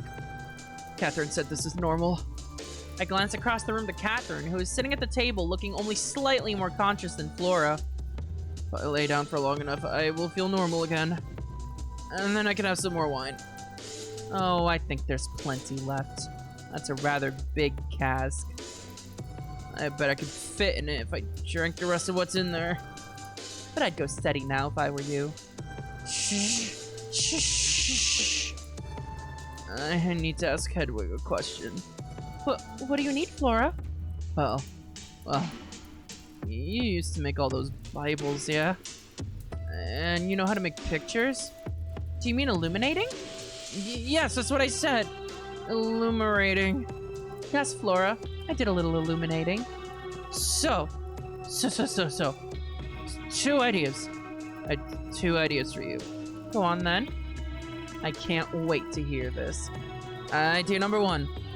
Where's all the gold from that? The gold? The gold from the enumerating! Keep up. You mean the leaf? The gold leaf? Illuminating manuscripts involves a lot of colorful pigments, including gold leaf. I always enjoyed filling in little details like halos and jewelry with my little brush. I must admit, though, that it wasn't my favorite color to work with. I was partial to the deep blue pigment I broke out for depictions of certain robes, eyes, and the ocean. Right, where do we keep all of that? I'm not sure. It would get brought to me in little pots every few months. I think the bishop brought them. Fuck! It's not here! I could feel myself turning hot with embarrassment and shock. Flora's drunken demeanor was already knocking me off keel, and her vulgar outburst set my teeth on edge. I don't think so. Sorry, Flora. Did you want to paint with it? No! I'm sorry, I didn't catch that. I wanted to steal it! Flora, please! Think about it. Could be rich. Could have split it half and half. 3 ways. I'd want in on this deal too. Fuck! Fair's fair, I suppose. Flora, how could you? Hedwig, I don't think you need to take this very seriously. Plotting to rob the Abbey, or worse, the diocese itself. This is very serious. You're no fun. It's paint, Flora. What Hedwig means is that the gold isn't worth anything when it's paint. Oh. Knew it was too good to be true. Tough luck. What would you even do with all that gold? It was really gold, I mean. What do you think? Us 3 would get out of this flippin' Abbey. Go someplace far away. She gestured broadly with her hand. I presume to imitate a bird or the wind or something. Oh, bless her. Why would we want to do that? Because I hate it here. Tears started welling up in her eyes. I had no idea what to say. Flora, let's get you up. It strikes me that Flora was probably forced to become a nun as well. I wonder if we're gonna get some Flora backstory, but she really does not want to be here. She extended a hand down to Flora. I followed suit, although I'm not sure I was much help. We dragged the poor girl to her feet and brought her to one of the chairs by the fireplace. She looked positively sodden. I hate it here so much. There. Surely you don't mean that. Margaret shot me a look, and for the first time ever I could sense true venom behind her eyes. It was the briefest flash of anger, but it was enough to make me feel like a flower looking up at a boot. Why do you hate it here, Flora? There's nothing to do. I'm all alone. Margaret reached out and clasped her shoulder. You aren't alone, but I understand. I am, though. There's no one my age here. Nobody talks to me. I don't know what I'm doing here. I never wanted to join a convent. She broke down into little hiccuping sobs. Margaret got down on one knee and squeezed Flora's hand in hers. I was too much of a coward to follow suit. All I could do was stand there stupidly, hoping that some of the immense pity I was feeling would be detectable to Flora and Margaret. I wanted to help, but I had not a single earthly idea what help would look like. You never had a choice, did you, Flora? Flora shook her head. I miss Catherine. I do too. She would talk to me. She was you lot's age, but she at least knew how to listen. She was the only one who felt like a real sister to me. I opened my mouth to point out the sister was merely a title, but thought better of it. Catherine made time for everyone. I'm sorry if it feels like we haven't made any time for you, Flora. I can try harder. But I like being alone. She started sobbing again. I was bewildered by this contradiction, but Margaret just smiled. I do understand. I really do. Us old fogies aren't much fun to be around, are we? Flora shook her head and Margaret chuckled. We're all you have, I'm afraid. Not if I leave! You can't leave, Flora. None of us can. Our vows are perpetual. They don't have to be. I mean, Hedwig! She pointed at me weakly. Hedwig broke hers and she was an anchoress or what have you. That was different, Flora. How? I didn't answer for this, but I could not share it. Instead, I had to stew in the uncomfortable silence between the three of us. I'm certain that's a more complicated situation, Flora. Well, maybe I could be complicated. I would be happy telling people it was complicated. They asked how I could leave. There's always other convents you could transfer to one day. You could go to London or Spain. I'm sure they have a lot more nuns your age and abbeys that aren't in the middle of nowhere like our boring old place. Remember when Catherine and you were planning a visit to Italy? Yeah. Maybe we can try and put something like that together again for you. I just hate to see you break your vows and throw your life away. Would that be so bad? Yes. The two of them turned to look at me inquisitively. A trace of the same rage I'd sensed earlier flickered behind Margaret's eyes, but I forged onward. Take it from me, Flora. Don't break your vows. Your life might feel difficult sometimes, but those struggles are nothing compared to the regret you would feel breaking that oath. If the guilt didn't consume you, the world would. No man would marry you. No lord would want your service. You'd have nowhere to go but back to the church. And then you would be right back where you started, feeling all the same things with the added yoke of despair that no matter how hard you threw yourself into the work, no matter how much you believed in your vows this time, that you had made that choice, that you were once an apostate. That's a millstone that you could never take off. Flora looked ready to burst into tears again. Margaret had cast her eyes to the floor. How would you know? Because that is how I feel every day, Flora. Sister Margaret is right. My choice was complicated. But I've regretted it every day since, and I will for every waking moment of my life. You don't want to end up like me. Hedwig is right, Flora. Leaving this life can be very tempting, but there's really nowhere else to go. I don't know if that makes me feel any better. I promise I will do whatever I can to make you feel more at home here.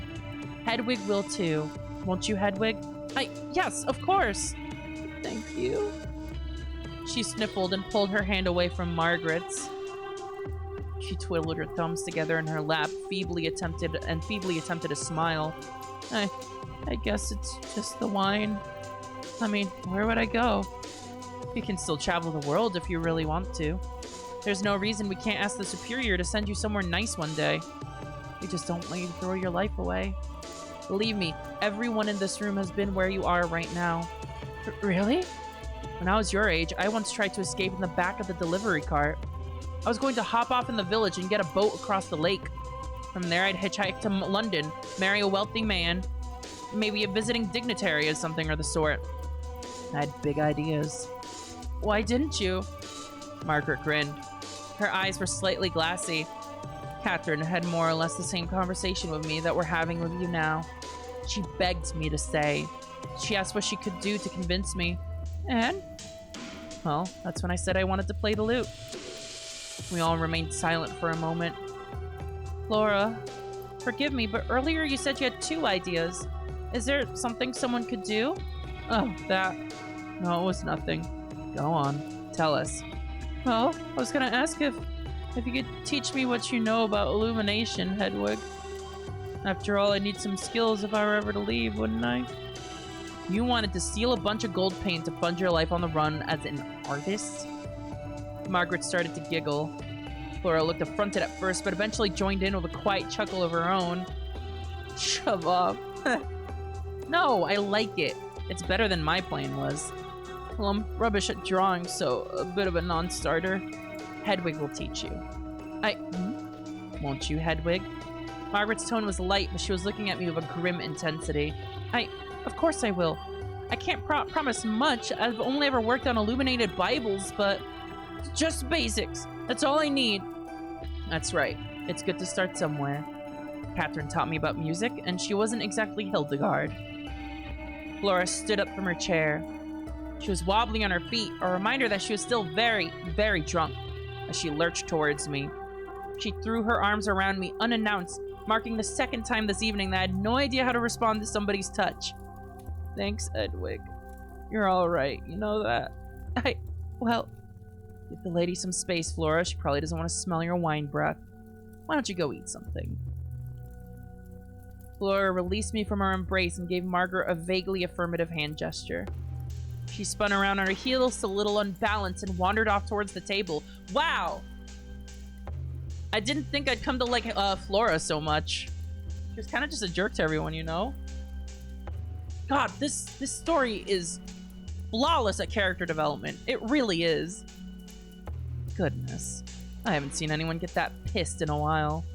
Did I say something wrong? I don't think so. I think we did the best we could. Did you mean it? Mean what? About breaking your vows. Do you really feel that way? Oh, yes. There was no sense in walking things backward. Huh. Why did you do it then? In retrospect, I probably would not have made the same decision. That's why I felt it was worth telling Flora. Margaret nodded thoughtfully. Well, lovely chatting with you. She picked up her lute from the chair next to the one Flora had been sitting in, and then left to put it back on the shelf. Crumbs, what's got into Flora? Catherine had wandered over to our side of the Misericorde, nursing a drink in one hand and resting the other on her hip. Speaking of drink, hang on.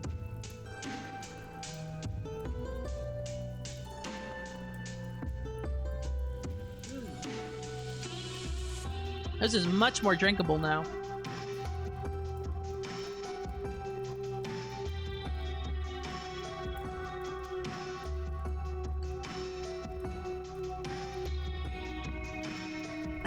Okay. I promise I won't get completely pissed too. Oh, I think she just had a little too much to drink. Too right. I heard her bawling over here and thought to stay out of it, but now she's at the table yammering on and on about cats. How are you faring? Me? Well, having fun. To a degree. We've been consoling Flora. It worked. She's back to being quite irritating. Well, you can thank Hedwig. She's the expert. Oh! Did you impart some of your anchoress wisdom? Yes, I suppose I did. It was tough, but it was what Flora needed to hear. Marvelous. I still remember visiting your odd little window and asking all about something or other. You were quite a blunt instrument, if I recall. Was I? No one came to the window to ask what the punishment for breaking a promise was. You were prepared with a whole lecture about how I shouldn't be taking any oaths in the first place. There was several citations from Matthew on hand, of course. I'm afraid I don't remember that. It was years and years ago. That doesn't surprise me. Do you remember many of our questions? Do you know who asked what? I remember questions, but not who asked them. And I wouldn't tell anyone if I did. Good. I mean, not why I was asking, but good. Oh, why were you asking? So, how's your first thingy? Oh, it's been fun. Don't worry about Flora. Someone always cries at one of these. Sometimes more than one person. Oh no! Because everyone gets so fucking drunk! It's her more often than not. Me? Me crying? Absolutely untrue. I have a reputation to maintain. Uh-huh. Adela's flipped the table over. Someone started getting weepy. I'd say you're getting about as rigorous an education in Misericorde etiquette as you possibly could have. It's certainly been a learning experience. Oh, but it's been fun, right? We're having fun. Catherine was just as wine-addled as Flora had been, but it was clearly affecting her differently. Flora had almost seemed like a different girl. Catherine was simply multiplied. Whatever clarity she had been experiencing when we chatted by the fire earlier had been enhanced with slightly manic energy. I'm having fun. Yes, absolutely! Good, good. Because you know the Superior would have me hanged if you didn't have a good time. Really? She put you up to this? Oh, good heavens, no. I can just intuit these things. You know? I can just see her bearing down on me because you complain. I don't complain to the Superior. That's good. I mean, not that you have anything to complain about. Sorry, I wasn't insinuating you would complain, just that. By the way, actually, you know that cow Angela complained about me to her once? To get back at me for I forgot where I was going with this. She's so drunk! You were going to sit down and take it easy, I think. Yes! Yes! Thank you, Margaret. Yes, I was. I could sense that my window was closing. Catherine was a very different kind of drunk than Flora, but it seems like she was not far from falling to the floor. Actually, Margaret, could you give us a minute? Of course. She looked a little confused, but she obliged. Love her. Very clever. Isn't she just... Margaret's wonderful. Catherine, I've been meaning to ask you something. It's very important. It's about the cat. It isn't mine. No, it's not about the cat. I need to get Eustace or one of the other crafty ones to help me with my door. Sorry if it bothers you. Does the door bother you? No, it was now or never. James. I spoke to James. He says you can vouch for him about the night Catherine II died. Can you? Is that true? Catherine's brow furrowed slowly, and her eyes adjusted in a strange and unexpected manner. Kind of blunt, Hedwig! Hedwig! Kind of just coming out with that! It was like I'd forcibly sucked the wine out of her somehow. You spoke to James? What did he say? Not much at all. He professes innocence, though, and he said you might be able to prove it. Something to do with his traveling cloak? What traveling cloak? The one Darcy found. I was speaking in a whisper lower than I had known I was capable of. I was terrified that someone might overhear, but there was no turning back now. Not here. We can't talk about this here. Not with everyone else around. Then when? And where? Everyone turned to look at the door in unison. Are we expecting someone? Perhaps Sister Darcy has brought some more food. Moira, who had been sitting closest to the door, stood up to answer it first. She removed the bolt, swung open the door, and... Hey, what? Moira fell onto her backside and scrambled away from the door on all fours. Everyone else screamed and wailed as soon as they saw what was at the door. The same hulking figure that threatened me at the end of the hallway all those nights ago. The cloaked figure, lumbering forward, its metal boots thudding against the stone floor. Everyone had made for the back of the room as fast as they could, all yelling at the top of their lungs. I myself felt absolutely petrified, but I could not bring myself to move. I just stood there, assuredly white as a sheet, unable to move. I felt like my heart would give up if I took even one step. The monster took another labored step towards me. I stood there, dumbstruck, as it brought itself before me. A gauntleted hand reached under its cloak, and with a horrible grinding shriek, it drew its sword. What the fuck? What the hell? Why is there no picture? Everyone screamed again. They were practically baying.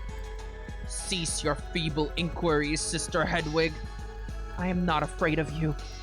Could you believe that this was not a lie? Faced with the sword, I felt an odd sense of peace. The glint of the blade in the candlelight, it offered me a noble release from the predicament I found myself in. Do not force my hand. Cease. Did you not hear me? I am not afraid. Then you truly are a fool. Strike me down, then. I will gladly die in service to the Lord. I will gladly give myself in defense of what is right and just. If you would have me killed for pursuing the truth, then so be it. I could practically hear everyone's head tilting in confusion at once. A musical chord of rustling fabric. I grow tired of this conversation. Consider this a warning, huh? Huh? Still pointing their sword at me, the figure took a lurching step backward, only to trip on its own cloak. It's Eustace. It's Eustace. It's Eustace. This is Eustace. It's Eustace.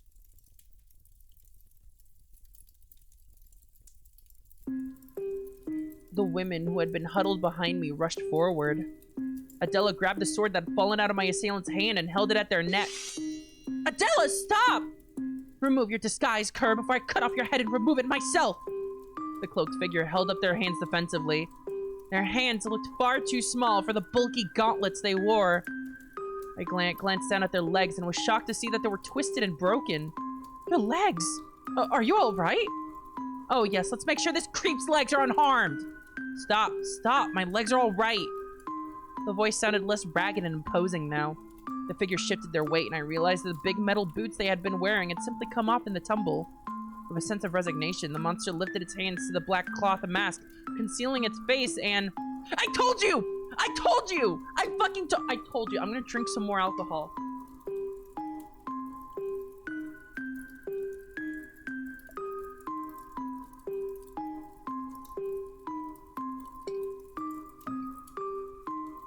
Oh man, that tastes good. Eustace! Surprise. Party hard!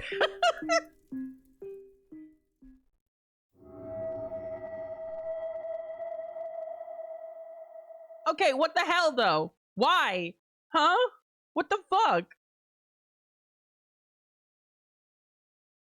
What the Christ? Eustace, it was you? Yes. Wait a minute. So you're telling me Hedwig's ghost prank was actually your prank? That's right.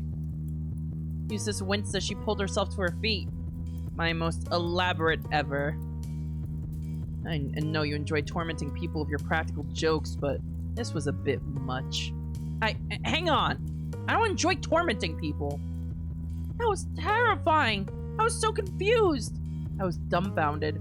Part of me was relieved to discover that the ghost I had been seeing was not a ghost at all. But the other part of me was feeling something indescribable towards Eustace. Eustace, why? Well, that's a good question. Mostly because I thought it would be funny.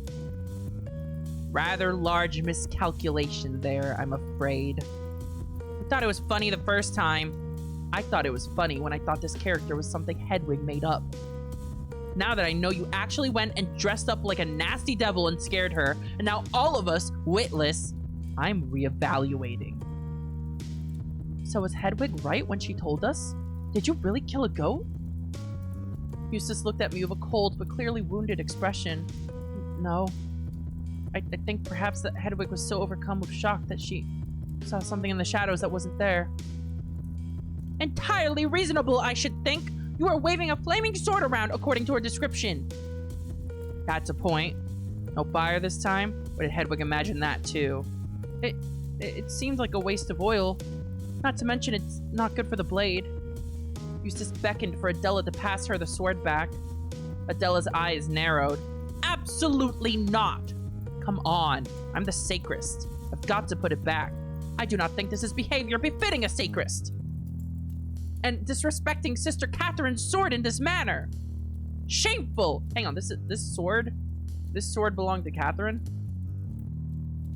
This sword belonged to Catherine. We should tell the superior about this. You're overreacting slightly, I think. I disagree. Catherine's sword? I was so angry that I couldn't help but blurt this thought out as soon as it entered my head. Huh? Did you not know this, Sister Hedwig? I scrambled to say something that would allay any suspicions. I spoke to Angela about what happened to Catherine, and she said it was the delivery man's sword. Angela thinks she's smarter than she is. Although why she would try to deceive you about that, I have no idea. Hang on! Angela did indeed lie about that sword. Why did Angela lie about the sword? So it really was Catherine's? Well, it certainly wasn't the delivery boy's. Do you know how much a sword costs? Especially one of that size. So how on earth was it Catherine's? It wasn't actually hers. She just liked to borrow it from the library. And you let her? I refuse to be questioned on this by someone who barely knows me and who didn't know her at all. You are not in a position to act superior to anyone right now, Eustace. I don't know if we need to tell Sue. That was not on Eustace. Margaret, I know for a fact you and Catherine used to plan and execute far worse. I'm innocent. Catherine II. I think you should calm down, Eustace. I'm sorry we didn't find this prank particularly amusing. You threatened to kill poor Hedwig! I pretended to threaten her. Oh, well, in that case, remind me, Margaret, what happened to the superior before ours? Huh? Huh? Whoa, what the fuck? What the shit? That was nothing like this, and you know it. Yes, it was significantly worse. What are you talking about? Nothing. It was before your time, and before Eustace's for that matter. so she should keep it out of her mouth. I heard enough about it, straight from you and her. Stop making this about me. This is about you and your stupid ghost costume, waving a sword in Hedwig's face. Honestly, how could you? It beggars belief that you'd attempt to flip this around on anyone else. Eustace looked around the room, but nobody offered any support. She was breathing heavily and looked as if she were about to cry. When she was certain nobody was coming to her rescue, she focused on me. Hedwig. Oh! Whoa! Get smacked! I had struck her so hard, my hand stung. Wow, damn! Eustace's face was redder than the evening's wine. I realized I must have scraped her face with my fingernails during the swipe, as there was just a touch of blood on her cheek. I half expected her eyes to start welling up with tears, but she just stood there. Perhaps she was dumbstruck. You are cruel, Eustace! Cruel and nasty! Did you enjoy making me feel small? Hedwig. I instinctively raised my hand again, although this time I was held back by several of the women behind me. Easy now. Have you ever said anything earnest to me, Eustace? Have you spoken to me truthfully even once? Of course I have. How can I trust you? Ever? I tried, futilely, to lunge at her again, but I was not strong enough to overcome the several people gripping my arm and shoulders. I don't know. I don't like you. That is fair. Let's all calm down now, yeah? Yes, I think that's quite enough theater for the night. What's going on? Tonight's outing to the Misericorde has concluded, I think. Ooh. Blame Eustace, I suppose. It is getting quite late, though. I'll be getting on. She slunk away from the group and out the door too quickly for me to object. The other women who had been holding on to me finally loosened their grips. All except for Moira, who patted me on the shoulder consolingly. Let's get you to bed, Hedwig. I nodded, but I kept looking at Eustace. She looked pathetic. She was not openly crying, but I swear I heard a sniffle as Moira piloted me past her and out of the room. Jeez! Fuck! The others were following suit, muttering to each other in quiet conversation. Once we were out in the hallway, I realized just how stuffy and airless the Misericorde had felt. I took in a breath of fresh air and felt a slight pang of regret, enough to make me turn around to see if Eustace had left the room. Moira tugged me away quickly. I think that's enough for tonight. I don't know. I think I should apologize. Well, you can do that tomorrow. Right now, what I think you need is some rest. I hit her quite hard. As well, you should have. If I'm being frank, what a horrible practical joke. There was a slight twinkling sound as her foot collided with the empty tincture bottle I'd left on my bed earlier. Oops, sorry. Oh, no, it's my fault. I must have fallen off the bed. What was in it? She shut the door behind her and sat me down on my bed just like she had on my first day out of my cell. Nothing. Not anymore, at least. It was something Darcy gave me earlier.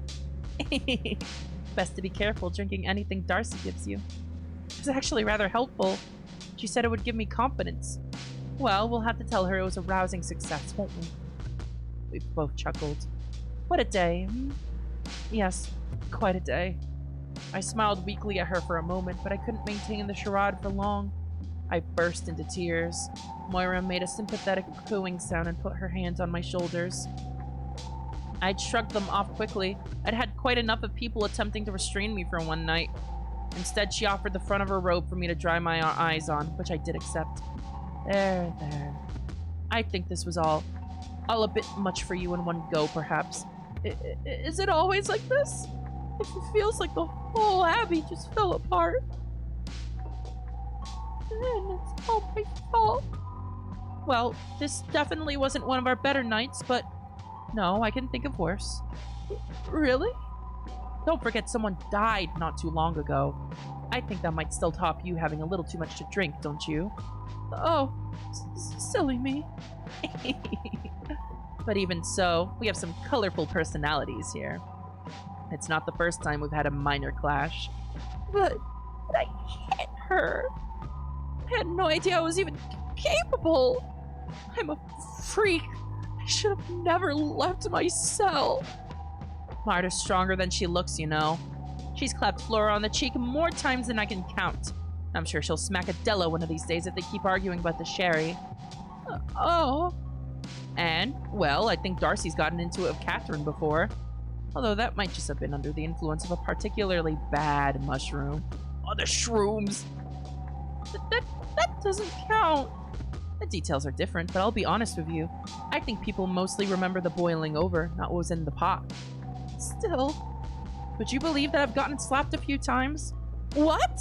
Why? She chuckled again and leaned down to give me a kiss on the forehead. Oh? Oh, is that why? Is that why? So condescending. Now, I'm happy to gossip, but I think I have the right to withhold gossip about myself. Oh? Wouldn't you agree? I suppose that makes sense. You can ask Eustace about it, I'm sure. Maybe that's a good way to start mending that bridge. Or you could ask Angela. I'm sure she'd have a particularly dramatic version to share. I groaned into her robe. Oh, dear. I have to work with Eustace. We all have to work together, Hedwig. How? I'm in the same room. It's going to be horrible. You'll find a way. We always do. She gently tugged her robe away from me. There was an embarrassingly soggy patch on her chest, visible even on the black fabric in the dim moonlight. I'll see you at service tomorrow? Of course. Good. Get some sleep. You'll feel better in the morning. I promise. She made to leave. When she opened the door, I could hear Angela commenting to her from the landing. It would seem I left just before things got interesting. Yes, well, there's always next time. She shut the door behind her and their conversation became too muffled to focus on. I collapsed onto the bed spread-eagled and then half-heartedly attempted to get into it properly. I stared at the ceiling, unsure what to do. It was late. There was absolutely no chance I was going to fall asleep anytime soon. Something felt wrong inside me. Despite Moira's assurances that things would continue as usual, I felt as if I had just stepped across a threshold equally as dramatic as the one I had crossed when I left my cell. Eustace's cruel joke had thrown so much of the past few weeks into question, but nonetheless, I felt a bit ill.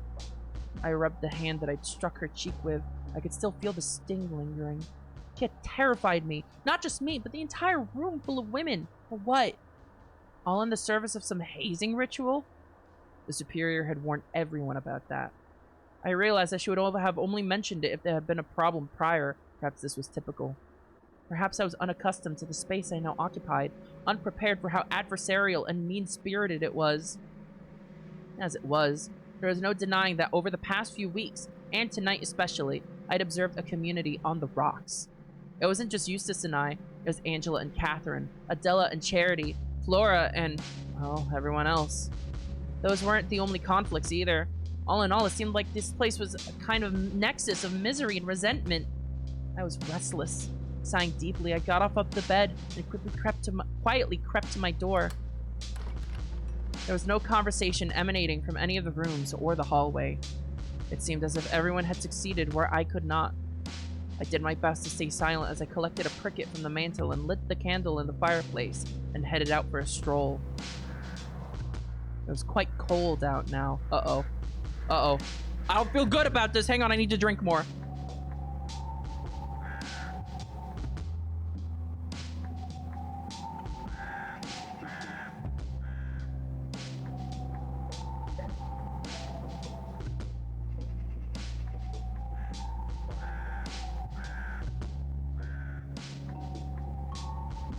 Sorry that drinking is difficult. It is a frozen drink.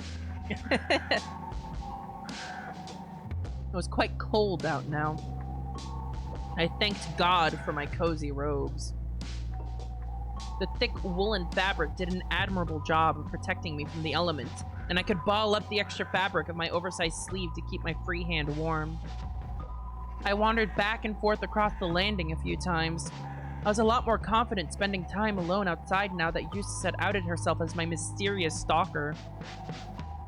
Was it really always her, though? Was it really always her? There's no way it was her standing outside the window. I also doubt it was her standing on the second floor in the cloister. And also, the first time she saw her inside, that didn't account for the goat. What was up with the goat? I think she still has a stalker. I descended the stairs nearest the dorms and did a few slow laps of the cloister, deep in thought. Should I tell the superior? I felt uneasy about this. Margaret and a few others had seemed to balk at Adela's idea of involving her.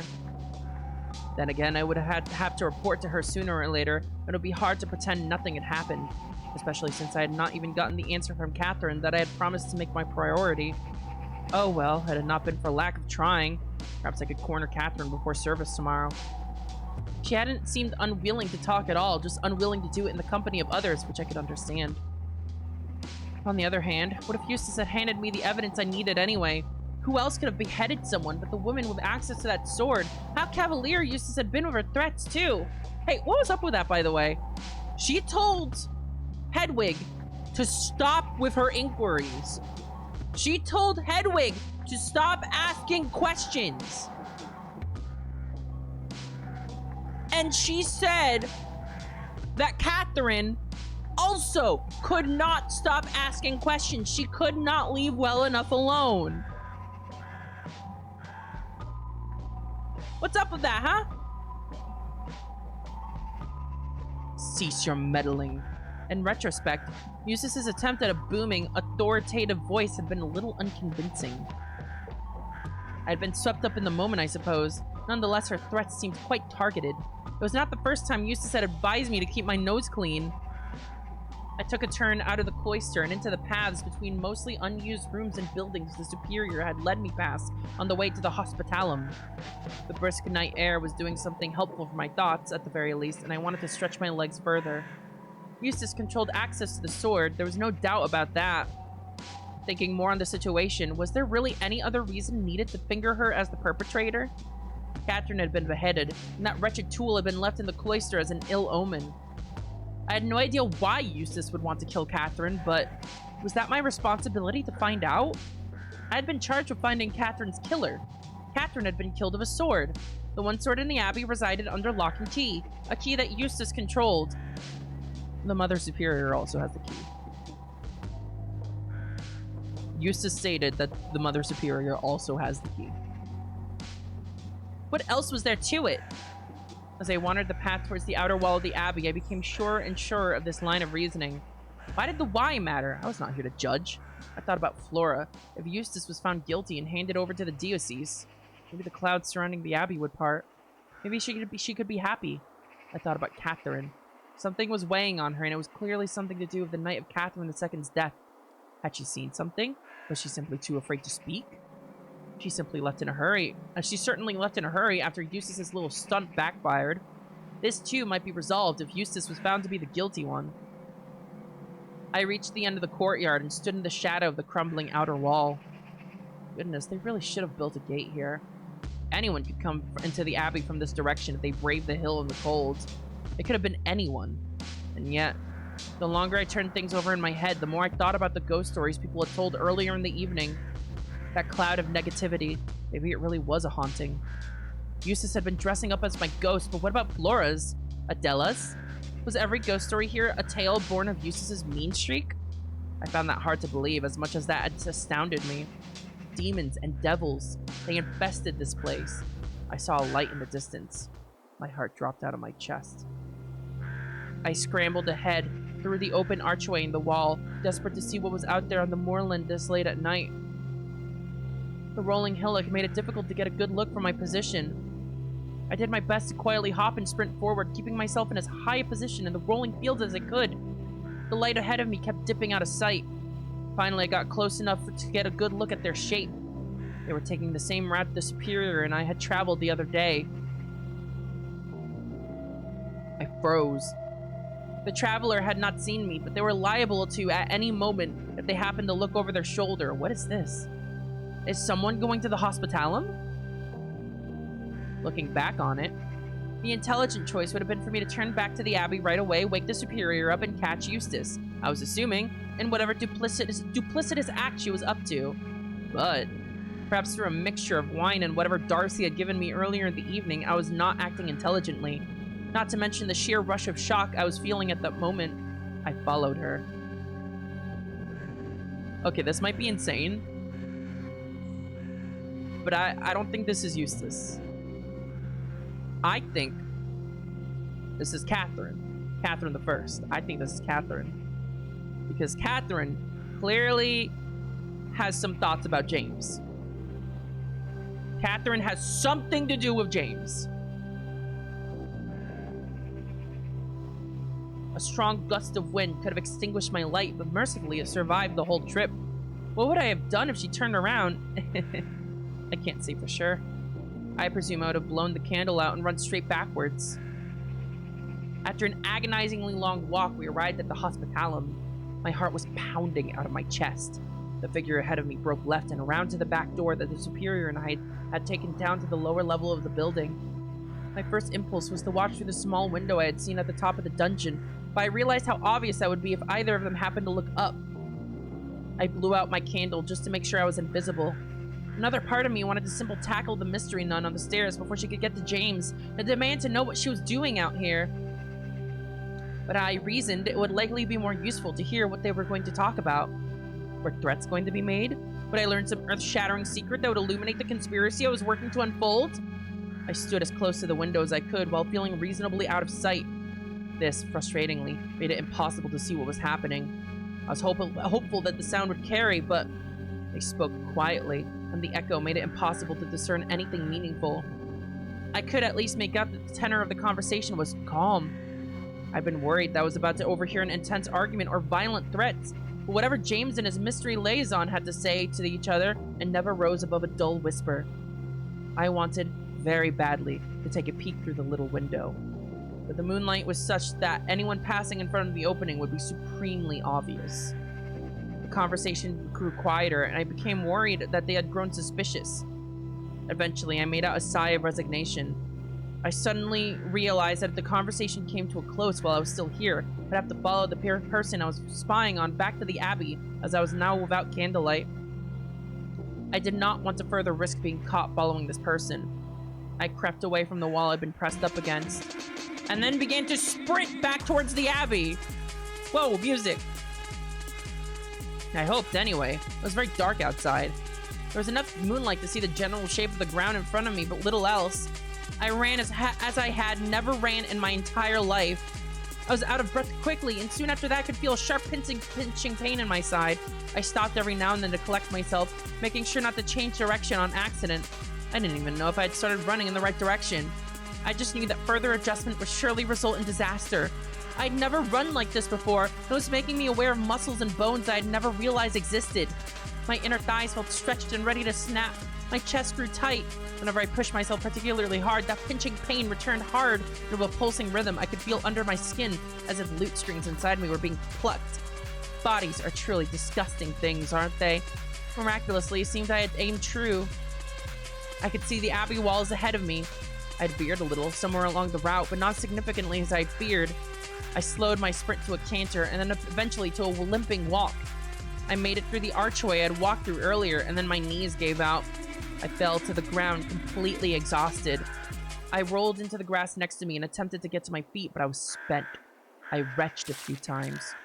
Groaning, I made it up to all fours. Black bile spilled out of my mouth into the grass of another heave. I realized that it was mostly wine I was expelling, sore and sickly. It was truly pathetic to behold.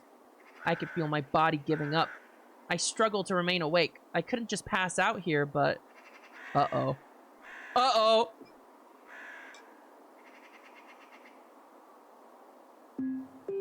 I knew it! I knew it! I knew it! I knew it! Hedwig, what are you doing out here? I scrambled to my feet.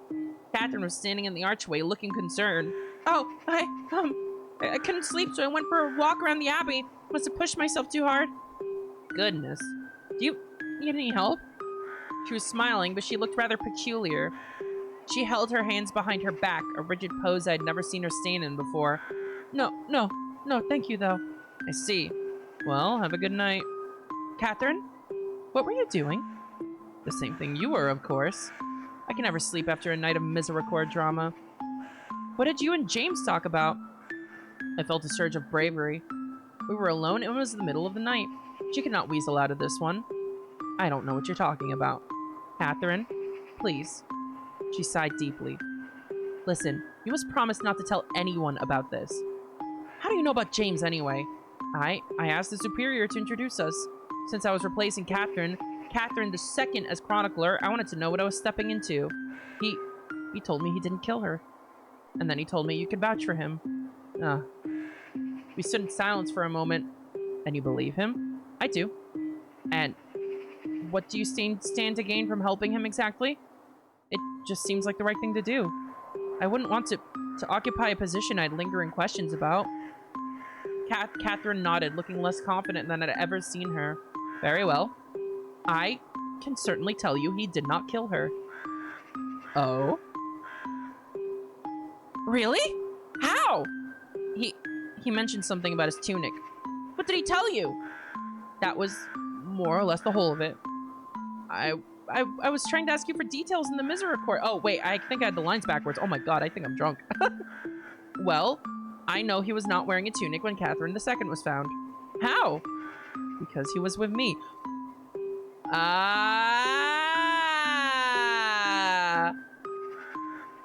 Oh, they're fucking. Oh.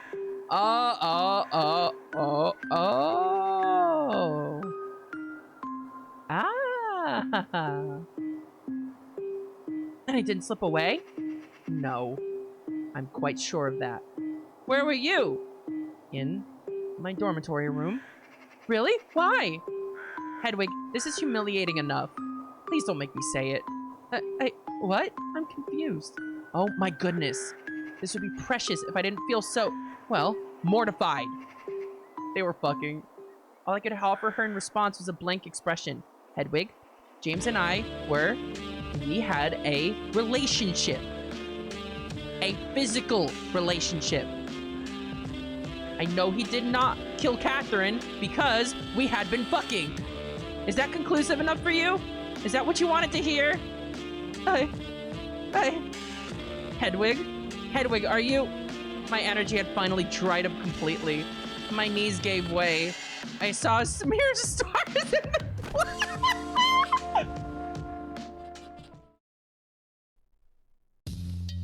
Girl hears about sex and promptly dies. Oh my god. Hedwig! Huh? There she is! Thank goodness! Thank you for your assistance, Moira. What happened? I was on a walk to the privy and found you passed out on the path. Huh? Wait, no! Oh dear, she's still delirious. I'm beginning to worry the thin mountain air isn't very good for her. Do we have any dried fruit around here? Yes, one moment. I was lying on the floor in the superior's office. Moira and Catherine were standing above me, both looking concerned. Moira most especially. Catherine's concerned, it seemed, went beyond my well-being. Do you remember what happened before you fainted, Hedwig? Catherine and I were talking and... No, that was after I found you. Moira, I'm quite worried about this. The superior returned with a small wooden bowl. Moira plucked a small dried berry from it and crouched down to feed it to me. Something sweet might help at least. So you're on a walk, Hedwig? You look exhausted. Yes, I was unable to sleep. Sleep deprived, of course. That explains the confusion. Yes, it would. Thank God you went to the privy when you did, Catherine. I don't particularly love that phrasing, but yes. The berry Moira had given me was definitely sweet and delicious, although I wasn't sure how that helped. Nonetheless, I was lucid enough to understand that Catherine was signaling to me that the information that she had shared with me was not something she wanted discussed in front of Moira and the superior. Begrudgingly, I played along. Yes, I remember now. I was restless after what happened in the Misericorde and went for a walk to clear my head. I think I probably had too much to drink. Oh dear. What happened in the Misericorde? Nothing you'd need worry yourself with, Superior. These are typically womanly exploits. The superior sighed, but did not push the subject. Well, thank you, Catherine, at any rate. God only knows what could have happened to poor Hedwig if you hadn't found her. And thank you, Moira, for being on hand to help her. I was on my way to the privy as well when Catherine found me. What luck! Ugh. A strange but welcome miracle. Well, I see no reason for you all to be crowding my floor at this late hour. Off to bed with you, all of you. Of course! I was pulled to my feet by my would-be saviors and guided towards the door. Oh, and Hedwig, if you don't mind, I'd appreciate you checking in tomorrow after service. Just so I can confirm that you're well. Yes, Superior. Once through the door, I was able to move of my own strength. I was sore all over, but I could walk at the very least. The three of us walked in silence through the cloister towards the stairs to the dorms. Moira let out a lilting chuckle at one point, and I could hear Catherine exhale wearily through her nose. I had half a mind to slap Catherine the way I had Eustace. I was not sure I could even look at her the same way again. I felt ashamed to be protecting her dirty little secret for her, and even more ashamed that I'd seemingly instinctively agreed to do so. What was this place turning me into? I realized I was still carrying the pricket, looped around one of my fingers. I was stretched so thin I had not thought about it the whole walk back. I placed it back on the mantel when we arrived at the dormitory. Well, good night. Good night, Moira. Yes, good night, you two. And thank you. We were all speaking in low whispers so as not to wake anyone else. Don't mention it, silly. I actually would appreciate it if you truly didn't mention it. If Flora or Margaret hears about this, I'll never hear the end of it. Mention? The evidently miraculous convergence of Moira and I's bodily needs. Privy humor is the lowest of the low. Naturally, Flora finds it uproarious. Shh! We split up and went to our separate doors. Catherine had to open and close hers with great care as it was still creaking terribly. I sighed and collapsed face first into my bed. I didn't even have the energy to undress, and I was asleep before I hit the pillow. I dreamed of soldiers chasing me with pikes. That's an interesting dream.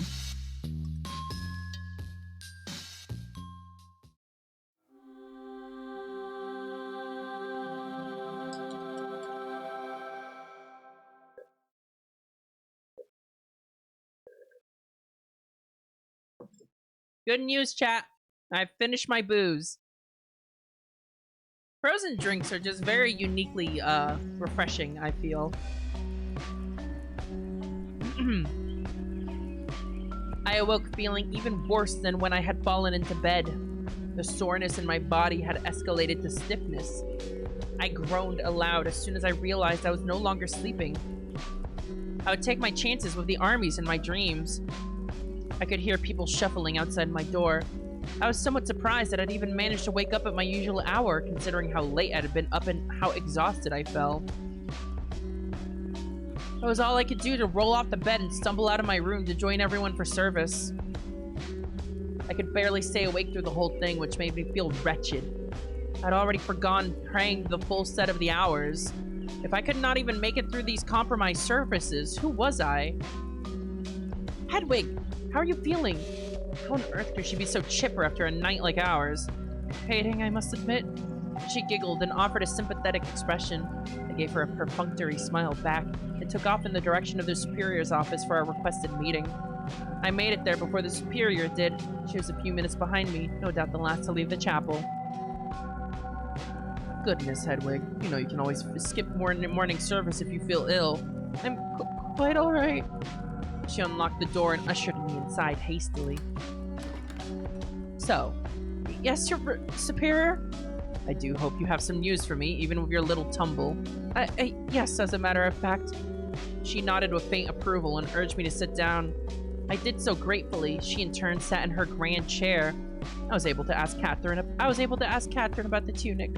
Indeed, she can vouch for James. Well, that's fantastic news. What did she say? How did you approach the subject? As the evening wore on, things got looser and looser. I simply asked the question at an opportune time. In my head, I was navigating through a thick fog. I was unsure of how much information to divulge to the Superior to spare her the embarrassment of hearing it, and me the embarrassment of having to say it. Is that all? You seem a little worse for wear. I heard whispers of things getting rather heated. How so? Well, Angela was in here complaining about something or other at one point. Yes, there was a bit of a kerfuffle at one point. I see. She finds making friends rather difficult, I am aware. Is that all? Nothing relevant, no. She raised an eyebrow. No, actually, that's not true. Eustace knocked on the door at one point later in the evening, dressed as a ghost, and waggled a sword at me as some sort of mean-spirited joke. And then I slapped her across the face quite hard, and then I think Flora might be plotting to run away, which would be horrible. We have to help her see reason. And after the evening fell apart, I couldn't sleep, and I went for a walk to clear my head. But I saw someone walking towards the hospitalum, and I followed them, and it was Catherine, and I heard her talking to James, but I couldn't quite hear what they were talking about. And then I ran all the way back in the dark and collapsed on the path, and then Catherine found me, and that's when I really asked her about it, and she admitted it. The thing about the tunic, she said she saw him that day without one, and... Both of these superiors' eyebrows were raised now. Well, well, well. And then... Yes. I realized I was panting. Nothing. Sorry, I got carried away. That's everything. So Catherine spoke of James in the middle of the night. How odd. I fear that this does not allay my suspicions. No? He claims Catherine can vouch for him about this tunic of his that is supposedly able to clear his name. But if they are conspiring in secret, how do I know that the whole idea wasn't simply concocted out of thin air? I suppose there's no way of knowing. I applaud your investigation work, but I'm afraid this puts us right back where we started. Not about further corroboration anyway. As is, this is tainted testimony at best. I had a strong suspicion that Catherine had been telling the whole truth to me last night. She had been very reluctant to speak on it, and her strong hints in this very office that the embarrassing truth was my secret to keep did not feel like they were part of some grander lie. Surely, if that was the case, she would be spreading the lie further afield. I couldn't bring myself to tell the superior. It was embarrassing. It was based entirely on my personal feelings, and if by some small chance Catherine was capable of murder, I would not want to make myself her next target. Hate the testimony, in particular, given Catherine's circumstances. Unless there's another detail here that makes you find the story more believable. I had reneged on my promise to Catherine to not speak a word of the night's events to anyone else already, but something else was keeping me from sharing the final, perhaps critical element of her story. I felt dirty just thinking about it. I did not want to even imagine what Catherine might do if she suspected I had blabbered about her liaisons with James. Liaisons. Especially, I remembered with a shiver, while she still had access to the sword. Even if she was innocent of Catherine's murder, I worried I might become her victim if I used this information against her. Hedwig, tomorrow I would like you to travel to the village with some companions.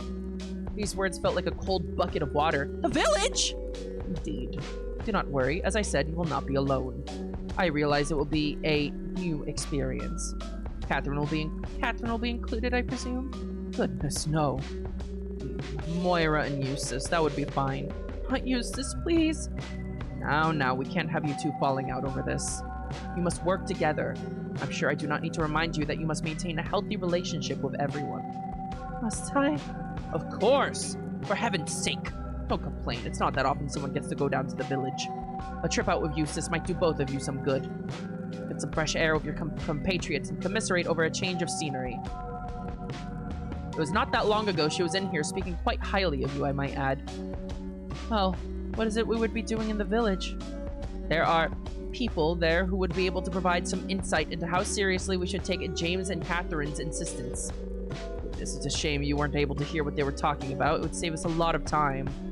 I weighed my options. As stressful as it was to imagine, I decided that a trip beyond the bounds of the Abbey would be preferable to risking Catherine's rage. Besides, the superior seemed quite adamant about the idea. I shouldn't have followed her in the first place. I certainly wouldn't have suggested it, but it was brave of you. You're beginning to think on your feet. Perhaps the chess lessons are helping. Quite possible. Anyhow, knowing that Catherine and James are in communication complicates things, but perhaps we can glean some idea of whether she knows something and is helping James out of guilt. Guilt, or something more sinister is going on. Premarital sex! I'm afraid I don't follow, Hedwig. Do you not know why Catherine left the comfort of the village? She did mention it last night in the Misericorde. Something about local politics. She offended the wrong person or something like that. The superior let out a surprising chortle. I see. Well, I suppose that is not untrue. Still, I am rather surprised. I'd have expected the rumors around her to be one of the first things you heard. What rumors? That Sister Catherine murdered her husband. Ah! This is critical information. This is critical information. I nearly choked on air. What? The superior held up a hand gently. I do not believe it for an instant, to be clear. In fact, I think it's very likely that this is precisely the kind of story the people she expressed contempt for would concoct to harm her reputation. She was in a competitive business, you understand. Or rather, her husband was. I tried my very best to keep up with the conversation, although my throat felt bone dry. It was difficult to get the words out. And what was that? The vineyard, of course. You might have seen it on your way down the mountain. It's a particularly good one, I might add. At least for this country. All of our wine uses grapes from the slopes of Linbarrow. So you think that her husband just died and she was blamed? I have no proof, but it's more believable than her killing someone. But this is Sister Catherine we are talking about. The Sister Catherine of a few years ago, at least. No. Her story is that the man fell down the stairs and some unscrupulous hawk saw an opportunity to stop her from inheriting a fortune. So in the village, speak with the townsfolk. I'm curious how they feel about Catherine now. Perhaps there is a pattern we have overlooked. I thought you believed Catherine. Surely this is a waste of time. I do believe that Catherine is innocent of murdering her husband, but I must confess it is purely a gut feeling. Poke around for me, see if there's any evidence to support that claim. It would be good to show the bishop some support from a source who is not also accused of a similar crime. You're worried Catherine and James are conspiring. You think they might have killed her? What, together?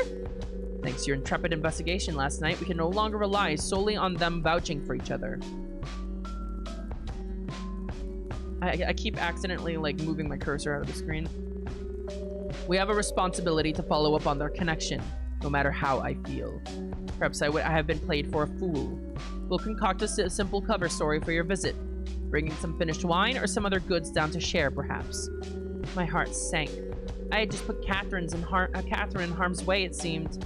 Though, perhaps I was in harm's way around Catherine. This was all too much to keep in my head at once.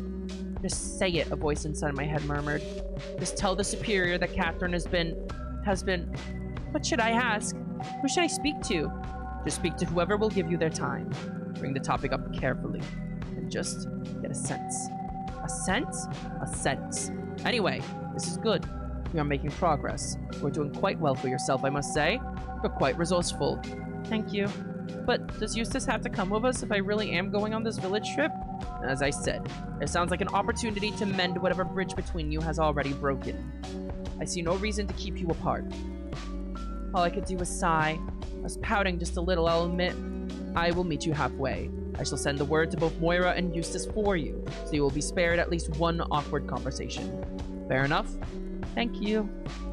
She sighed and rested her chin on her hand. Sometimes I wonder how I manage. It sounds like you could pen a whole book about the drama happening beneath my station this week alone. I look forward to reading your chronicles one day. It's not so bad. So I thought until, well... She made a cutting gesture across her neck with a grim expression on her face. Wow, blood! Jeez! I used to think it was good to let these things be and let the sisters sort things out amongst themselves, but... Could I have prevented Catherine's murder if I had taken a more active interest in the whispers that would stop after I turned the corner? Surely I don't know. I do not like meddling. And now circumstances have conspired such that I must meddle greatly. Through you, alas. I noticed the faintest whiff of wine on her breath as she exhaled a deep sigh. I'm afraid I am in no state for chess this morning. Have a productive rest of your day, Sister Hedwig. I stood up from my chair and clasped my hands together, holding them out half-heartedly. Thank you, Mother Superior. I will endeavor to do so. She nodded and beckoned to the door.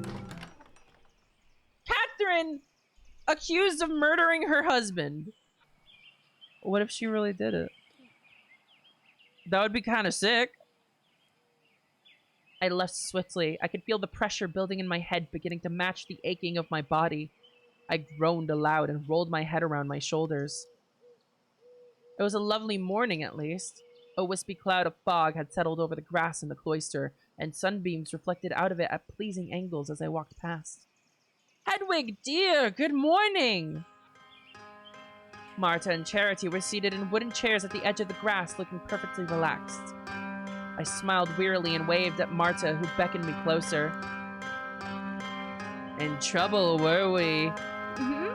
Oh, no. The superior just wanted to report on how I was feeling. I fainted last night on my way to the privy. Oh, dear, we had quite a night, didn't we? Charity's been telling me all about it. There was a dark glint in her eye that I did not altogether appreciate. I feel ashamed. Don't be. Lord knows I've wanted to smack Eustace more than once. She can be a pompous little thing, and she deserves it for scaring you girls witless. Still, I didn't know you had it in you. Nor her, for that matter. I had no idea either. I've never struck anyone before. I abhor violence. Don't we all, until it suits us. Just try not to make a habit of it. She says as if she never did. My fighting days are behind me, I'm afraid. I want to know Marta backstory! What's up with the eye patch, huh? What's the Marta backstory? It is much more difficult to bring people up right with only harsh words. I've tried hitting some sense into these women and it hasn't taken. I've tried pleading with them about the virtues of living well and it never stuck. I'm afraid then that I must instead simply appeal to your good nature, Hedwig. I don't want you to end up like Catherine. Oh, goodness, I apologize for offending you. You didn't. She didn't, did she, Marta? No, not at all. I'm just reminded of Catherine's flirtations with that particular kind of apologia. Nobody really abhors violence. I failed to turn the other cheek, as it were. As I would have as well in your position. Oh, Marta, you're just in one of your moods. I am starting to realize that I have been in one of my moods since Catherine was taken from us, and I am not sure I will ever fully recover. Oh, that's sad. As if that's your fault. Was it not? I gave up on her. Her gift for persuasion was too much for me. I let her get away with too much. Catherine's silver tongue stayed my hand too often. Do you remember when she locked Flora in that box? Oh my, yes. But what happened? One day I went down to the cellars a little early, and I heard an alarming racket coming from one of the crates we use for packing wine bottles. I opened the lid, and what do I find inside? Poor little Flora, gasping for air, curled up so tight I had to enlist 2 sisters to help pull her out. It was a very strange morning. Flora, of course, would say nothing. She was very loyal to Catherine. Catherine, though, confessed to everything almost immediately. What the fuck? Huh?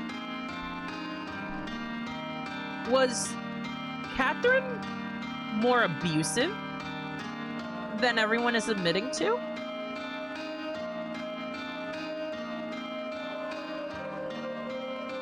This is making me doubt Catherine now.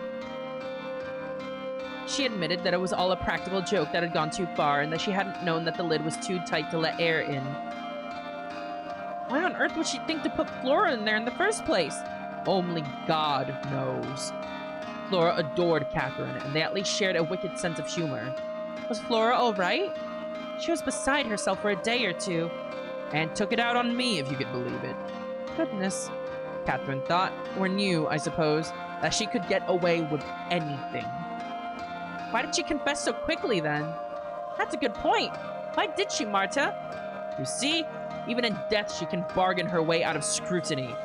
She didn't admit to anything because she felt ashamed. She admitted it because she had already gotten away with it. Flora had been found safely, no harm was done in Catherine's eyes. Another lesson avoided. Off she went on her merry way, with nothing but a minute's awkward conversation as penance. This music is freaking me out. I don't know how I feel about Catherine now. I don't know how I feel about this. I think you're being a mite too harsh. Who would punish her? Not the superior. Lord knows nobody would break the unspoken agreement to cut her out of our affairs that Catherine orchestrated. Would I punish her? I should have, but no. It was too late by then. I was already under her spell. Punishing her wouldn't have changed what happened to her. Would it not? I don't know. I don't believe in random chance. All flowers were seed sown. I could have shaped her into someone great. Instead, I gave up trying. Catherine is my greatest failure. I know you don't mean all that. I know you miss her. I do. Despite it all, I do. Charity had started getting glassy-eyed. Marta reached over to touch her plump wrist with her own bony fingers. Now, no getting wistful in front of poor Hedwig. I'm sure she has better things to do than listen to two old bats whinge. Where are you off to, Hedwig? There's another chair around here somewhere. Behind you. Oh, I'm off to the library, actually. Marta's dark mood certainly hadn't sold the idea as the most appealing way I could imagine spending my morning. Chronicling can wait, surely. It's not like you're going to forget last night anytime soon, eh? In the end, I did not need much convincing. The longer I could put off running into Eustace, the better, even if Marta was feeling particularly sour. I brought the spare chair over and sat down for more conversation. So, aside from last night's escapade in the Misericorde, how have you been doing? Very well, very well. I mean, there's a lot to get used to, but I am adjusting.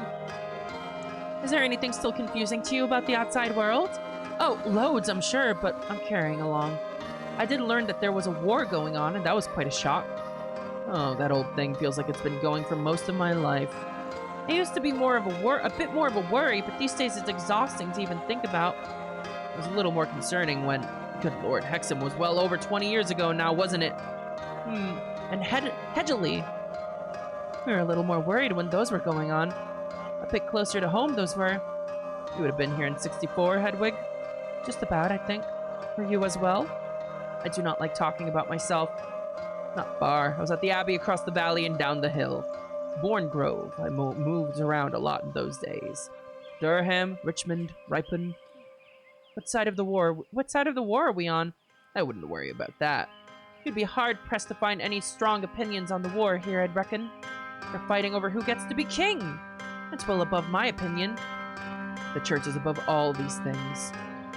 These are petty, worldly squabbles in the end. Even though the royal bloodline is anointed by God? That may be so, but men have found so many ways to bicker over the specifics of what God has said. Too right, too right. What about you, Charity? Have you always been here at Lynbarrow? For a long time, yes, but not forever. I got my start at Bourne-Grove, actually, and followed Marta here when she transferred. We were too good of friends not to go together, isn't that right? Marta had a thin smile on her face. Oh, what a nice story. They're friends. They're friends. My God, they were roommates, room nuns.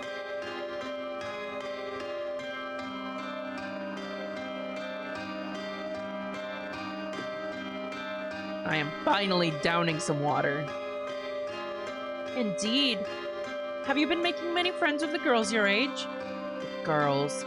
This felt like a patently ridiculous way to describe a group of women I assumed were mostly in their 20s and 30s, but perhaps I'll understand when I'm Marta's age. Oh, maybe. I don't know if I got the wrong voice there. I worry that I'm losing more than I'm making. I'm sure that's not true. I know for a fact Moira is quite taken with your presence, and Darcy for that matter. And we don't invite just anyone to sit with us. That's right! I smiled and leaned back in my chair. It was hard to get comfortable when my body still felt bent completely out of shape. Well, thank you. I should probably get to work. Godspeed. We're on your side. God bless her, but it was a mean thing Eustace did. I stood up slowly and offered Charity an appreciative smile as I left. I made my way upstairs, dreading what the rest of my morning was going to look like with Eustace across the room from me. But it turned out she was not there. Either she had finished with her work while I had been dawdling, or she had let her own discomfort get the best of her, and do what I wasn't strong enough to do and simply not show up. I sighed and sat down at my desk. I opened up the massive book I was filling with my daily chronicles, but I was unsure what to write. The amount of delicate pruning I would have to do made it difficult to know how to begin at all. Against my better judgment, I was not about to commit Catherine's sin to writing. I didn't particularly want to immortalize my altercation with Eustace. Or did I? I considered that extolling these sins might take some of their weight from my shoulders. If I was not being entirely truthful to those around me, I could at least be truthful to myself and God. I was being changed in many ways outside of my cell, but I did not want to become a liar. I was no liar, I told myself. I was no thief.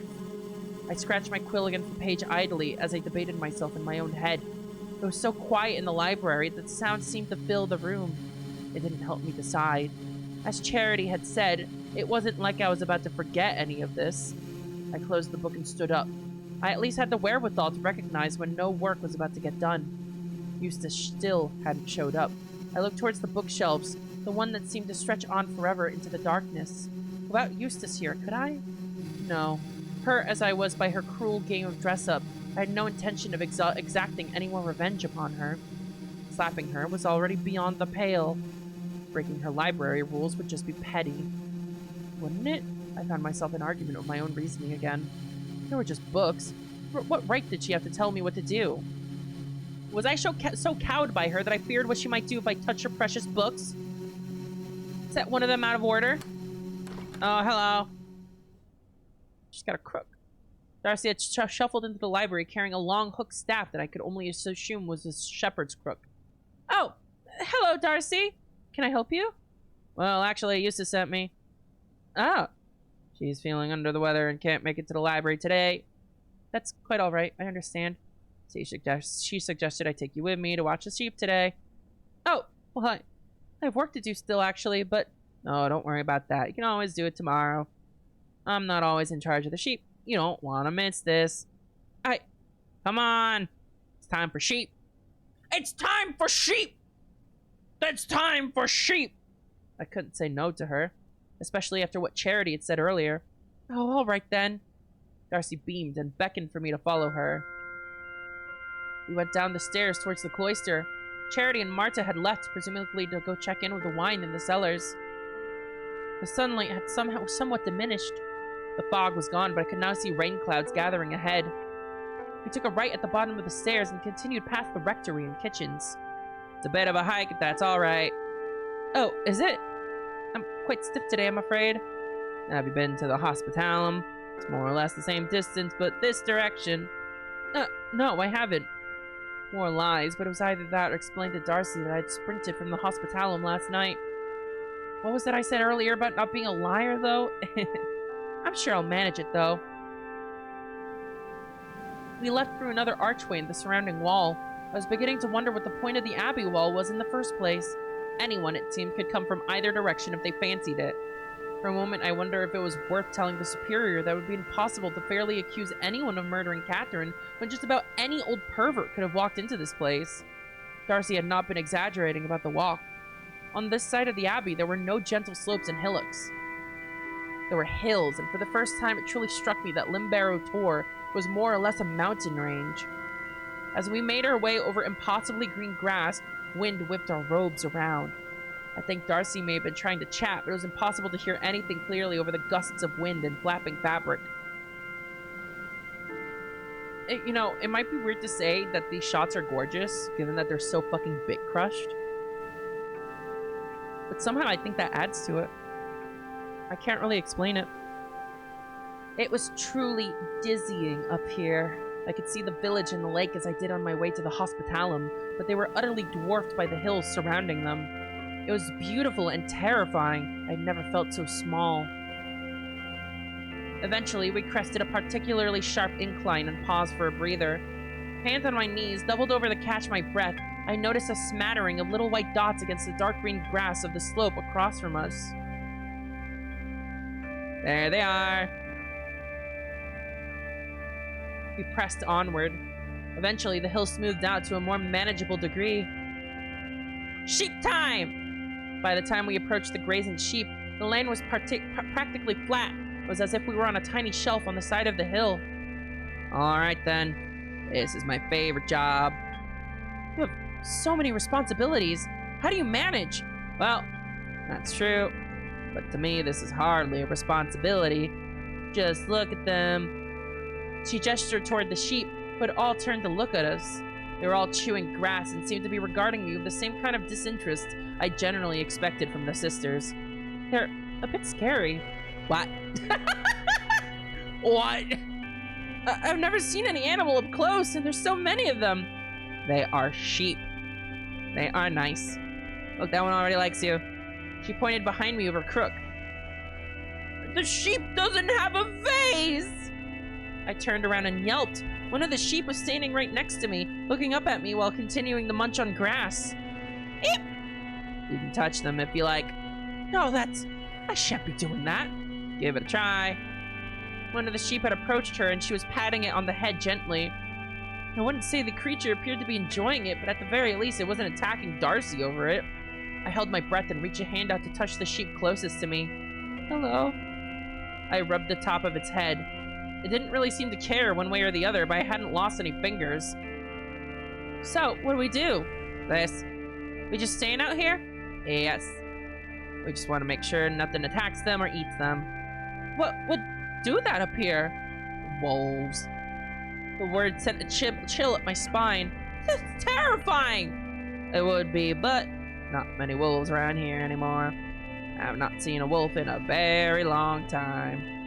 And just from afar at that. That's comforting. It was not comforting at all. Knowing my luck, I felt like we were doomed to be torn to ribbons by the first pack of wolves Darcy had ever seen up close. Just enjoy them and get some of this lovely fresh air. We were sheltered from the wind on this side of the hill, and the air was cool and damp. The rain clouds, however, still threatened above us. In fact, as soon as Darcy had finished encouraging me to take in the fresh air... Wow. Well, would you look at that? What is this music? What is this music? Rain music! I couldn't help but laugh. Yes. Just our luck. Just our luck. To be honest, I quite like the rain. I cannot remember the last time I'd been outside in the rain. In my cell, I'd always left the window hatch open a crack when it began to rain, just to catch a bit of the fresh scent that followed. Sometimes I would stick my hand out just to get my hand wet, just to feel something curious and different. I felt so thankful every time I caught a few raindrops in my palm to be alive. Or whenever I felt a sunbeam that hit my back hunched over my writing desk. Or when I would catch a fleck of snow and watch it melt into the creases of my skin. That had been enough. That had always been enough for me. I had never wanted to leave. I would have been happy for my whole life in that little room as long as I could see the rain outside my window. I was glad it was raining. I did not want to have to explain the tears rolling down my cheek to Darcy. I like the rain too. Finally, someone else who agrees. This is very emotional. Well, let's get these little beasties out of the rain, shall we? Darcy began to gently shoo the sheep around with her staff. She pointed at a rickety wooden structure near the slope of the hill. Try and get them over there. I had no idea what to do, especially without a crook of my own. I sort of gestured at the sheep around me, I suppose. Maybe politeness would serve me where physicality couldn't. Come along! Come along! Please! Thankfully, it seemed like the flock didn't need to tell them what to do. Most of the sheep were trotting towards Darcy's structure of their own accord. A few stayed huddled in front of me. I wondered if they were pretending to be herded for my benefit. I made it under the wooden shelter just as it started pouring. Darcy was leaning against her crook, surveying the hills in front of us with a serene expression. I navigated through several non-plush sheep to stand next to her. Good work. So, have you been coming out here every day? Oh, goodness, no. I like to do it, but I am very busy. Lyra does it sometimes, and also I think Margaret. Catherine would as well. Our Catherine? That's hard to imagine. Catherine the second. Oh, they aren't our sheep, strictly speaking. We just like to volunteer, but they are from the village. This is just where they come for transhumans. Transhumans? What's that? Oh, well, you have to rotate where sheep graze depending on the time of year. Normally that man James would handle most of the shepherding up here, but, well, you know. Oh, he's the accused, yes? Yes. How horrible. There was a pregnant pause. I don't like that phrasing. Do you think he did kill her? I couldn't say. Angela found him trying to run from the abbey and his cloak was covered in blood. I found it. Did you know that? I didn't even know anything bad had happened. I was busy putting out a fire in the dormitory and only noticed the cart in the distance out of the window. A fire?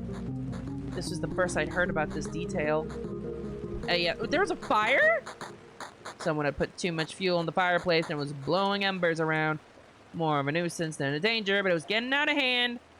Anyway, All the evidence points to James being a little bastard, but strange things happen around here. I am wary of how simple it all seems. Like people dressing up as ghosts, you mean? This slipped out before I could register how barbed it sounded. Eustace was Darcy's close friend, and I realized any story Darcy had been told about last night would have been from Eustace's bespectacled perspective. I was relieved then when Darcy let out a guttural chuckle. What am I going to do with you two? Is she very upset? She told me all about it and sounded very sad.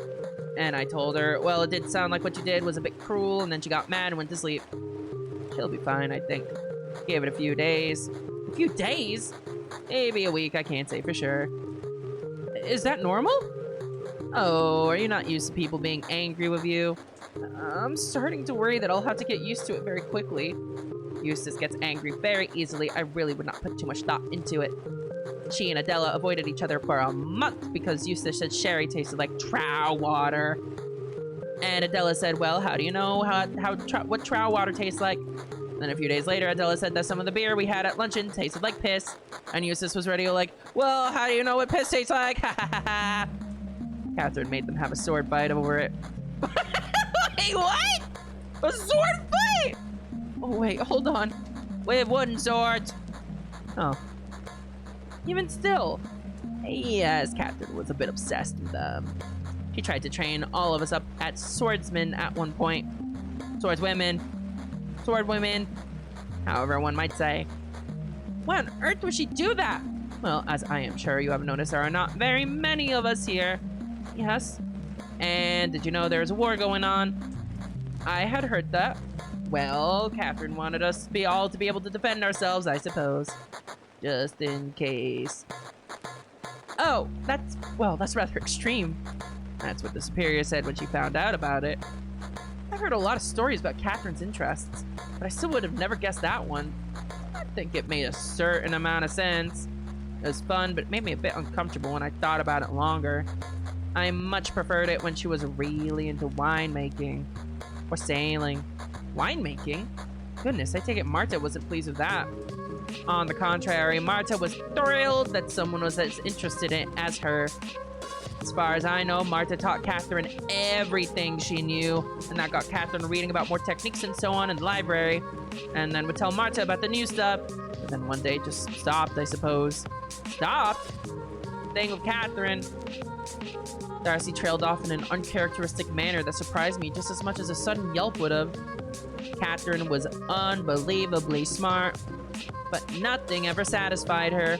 She would become intensely passionate about a subject or idea for several days or weeks or months, and then it would change completely. ADHD queen! Autistic queen. Catherine loved many things aggressively, but it was always one thing at a time. If it was something similar to my interests, I was her best friend. If it wasn't, I felt like I barely knew her. I don't think I'm alone in that assessment. I miss her. But I sometimes think she was a bad friend. Not everyone will admit it, but I think a lot of us feel that we were at some point jilted by her random interests. One day you're the center of her attention, and the next day she is off somewhere else, lavishing someone else with a care you thought was just for you. Huh. Is there a fit of jealousy? I wonder. She sounds like she had a lot of love to give. She did, that is true. But she would give so intensely, I cannot blame anyone for feeling. Hard to choose a word here. Jealous? Jealous sounds so romantic. I think Catherine often gave people a sense of purpose, and then when she got bored or found a new subject to obsess over, that new outlook on life evaporated. Imagine being told you're actually destined to be a queen by someone who starts teaching you etiquette and explaining how to do diplomacy to you. And then one day they're telling someone else the same story. Catherine liked to get us to plan for futures where we were musicians or knights or prophets. But at the end of the day, it was always pure imagination. She would have made a great poet. I think. I am rubbish at poetry. Was anyone particularly put off by this? This is the first I've really heard about her habits being so controversial. Yeah, I know. Some people minded and some minded less. Margaret was a bit stung when she started spending more time on theater than music, I think. And Angela had a big falling out with her, but I suppose that is not a big surprise. I was never bothered by it that deeply. It just made me a little sad sometimes. We were attached at the hip for a while, and then one day she started spending more time with Margaret and Moira. But that is okay. She was a savant, but I have my areas of expertise, and I am quite happy with them. As well you should be. Your work in the garden is hard to put into words. Darcy beamed. And you seem to have a connection to God that I can only hope to achieve a fraction of. I saw you in the garden that day when Eustace was chronicling your vision. Wondrous. Oh, that. You know, it's interesting. That is exactly what Catherine said to me when we were close. You two spoke about visions? Yeah, she had them too. She wanted to compare them and examine them. Catherine had visions too. We started working on tinctures together to try and enhance them. Then one day she just stopped. Stopped having visions? No, I don't think so. In fact, I remember her having quite a vivid one. That is what Eustace told me, at least. Like I said, Catherine started spending much less time with me all of a sudden. Do you know what she saw? Darcy shook her head and leaned on her crook. She looked a little weary. I barely remember my own visions if Eustace isn't there to write them down. I am not sure anyone was with Catherine when she had the big one. Whatever it was affected her deeply. So deeply that I never wanted to question it. At the time, I was worried I'd upset her. Took her to a dark place, I think. Whatever it was she saw. This is important. This is important. This is important, and what if Eustace wrote it down? Ah! This is really important. How horrible. We watched the raindrops fall in silence for a moment. Impatient sheep nudged my thigh. You know, it's funny. The vision I saw you have, it was completely true. True in what sense? Well, a lot of it sounded like nonsense at first, but you settled on fire, goat, before you came back to us. Is that so? Yes, and that evening I saw, well, Eustace's little joke.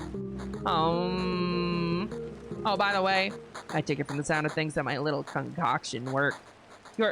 Oh, yes! I suddenly remembered the little potion I'd downed before heading to the Misericorde. Oh, dear, did I drink too much of it? I ended up finishing all of it before the evening started. Do you think that's why I smacked Eustace? No, I think the wine had probably taken over by that point. She looked over at me and offered a sympathetic smile. The rain was beginning to slow. Eustace will come around. I hope so. We do have to work together. You could always try apologizing first. Would that help? I wanted to last night, but maybe I should just leave her be. No right answer here. Oh, as soon as this, scene ends, I'll finish the stream. As soon as this, interaction ends. Do whatever feels right to you. I'll try.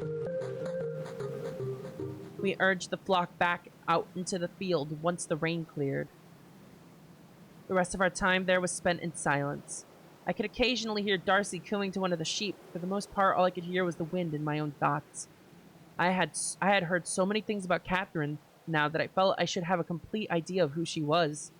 There were people in the Bible who had less information about who I could nonetheless picture perfectly.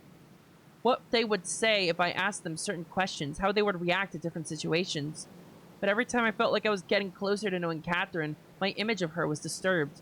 Well, that's because the people in the Bible were written by one author at a time, you know, depending on how many books they showed up in. Whereas these are all very different people having opinions of the same person. That's why it's more difficult to paint a picture. It was as if I were staring into her reflection in a pond, but the surface was being pelted with pebbles. The sense of loss I had felt when the superior had told me the news. The desire for justice I had felt that kept me going after breaking my perpetual vow. Were these feelings based on a lie? Had I simply had the luck of being Catherine's newest obsession before she was taken from me? Could I even consider her taken from me? I thought about the copy of Medea hidden in my bedroom. What had Catherine's plan for me been? What else would she have told me to make me feel special? Would her visits to the Squint have suddenly ended one day, even if she hadn't died? I was feeling undeniably sour when it was time to leave. That's sad to think about. We corralled the sheep back into their barn, and then we hiked back to the Abbey in silence. I considered asking Darcy about her visions again. Asking Eustace to see her notes had been a dead end, and I was wickedly entertained by the idea of stepping over her to get what I wanted. A form of retaliation less violent and far more productive than a smack on the cheek. I thought better of it in the end. Thank you for your help, Hedwig. Oh, you're welcome. That was a nice change. Glad to hear it. She smiled and clasped her hands together. I had no idea how she could have any energy left to work, but I could scarcely finish my goodbye to her before she had fluttered off in the direction of the kitchen. All right, we're gonna end here for now.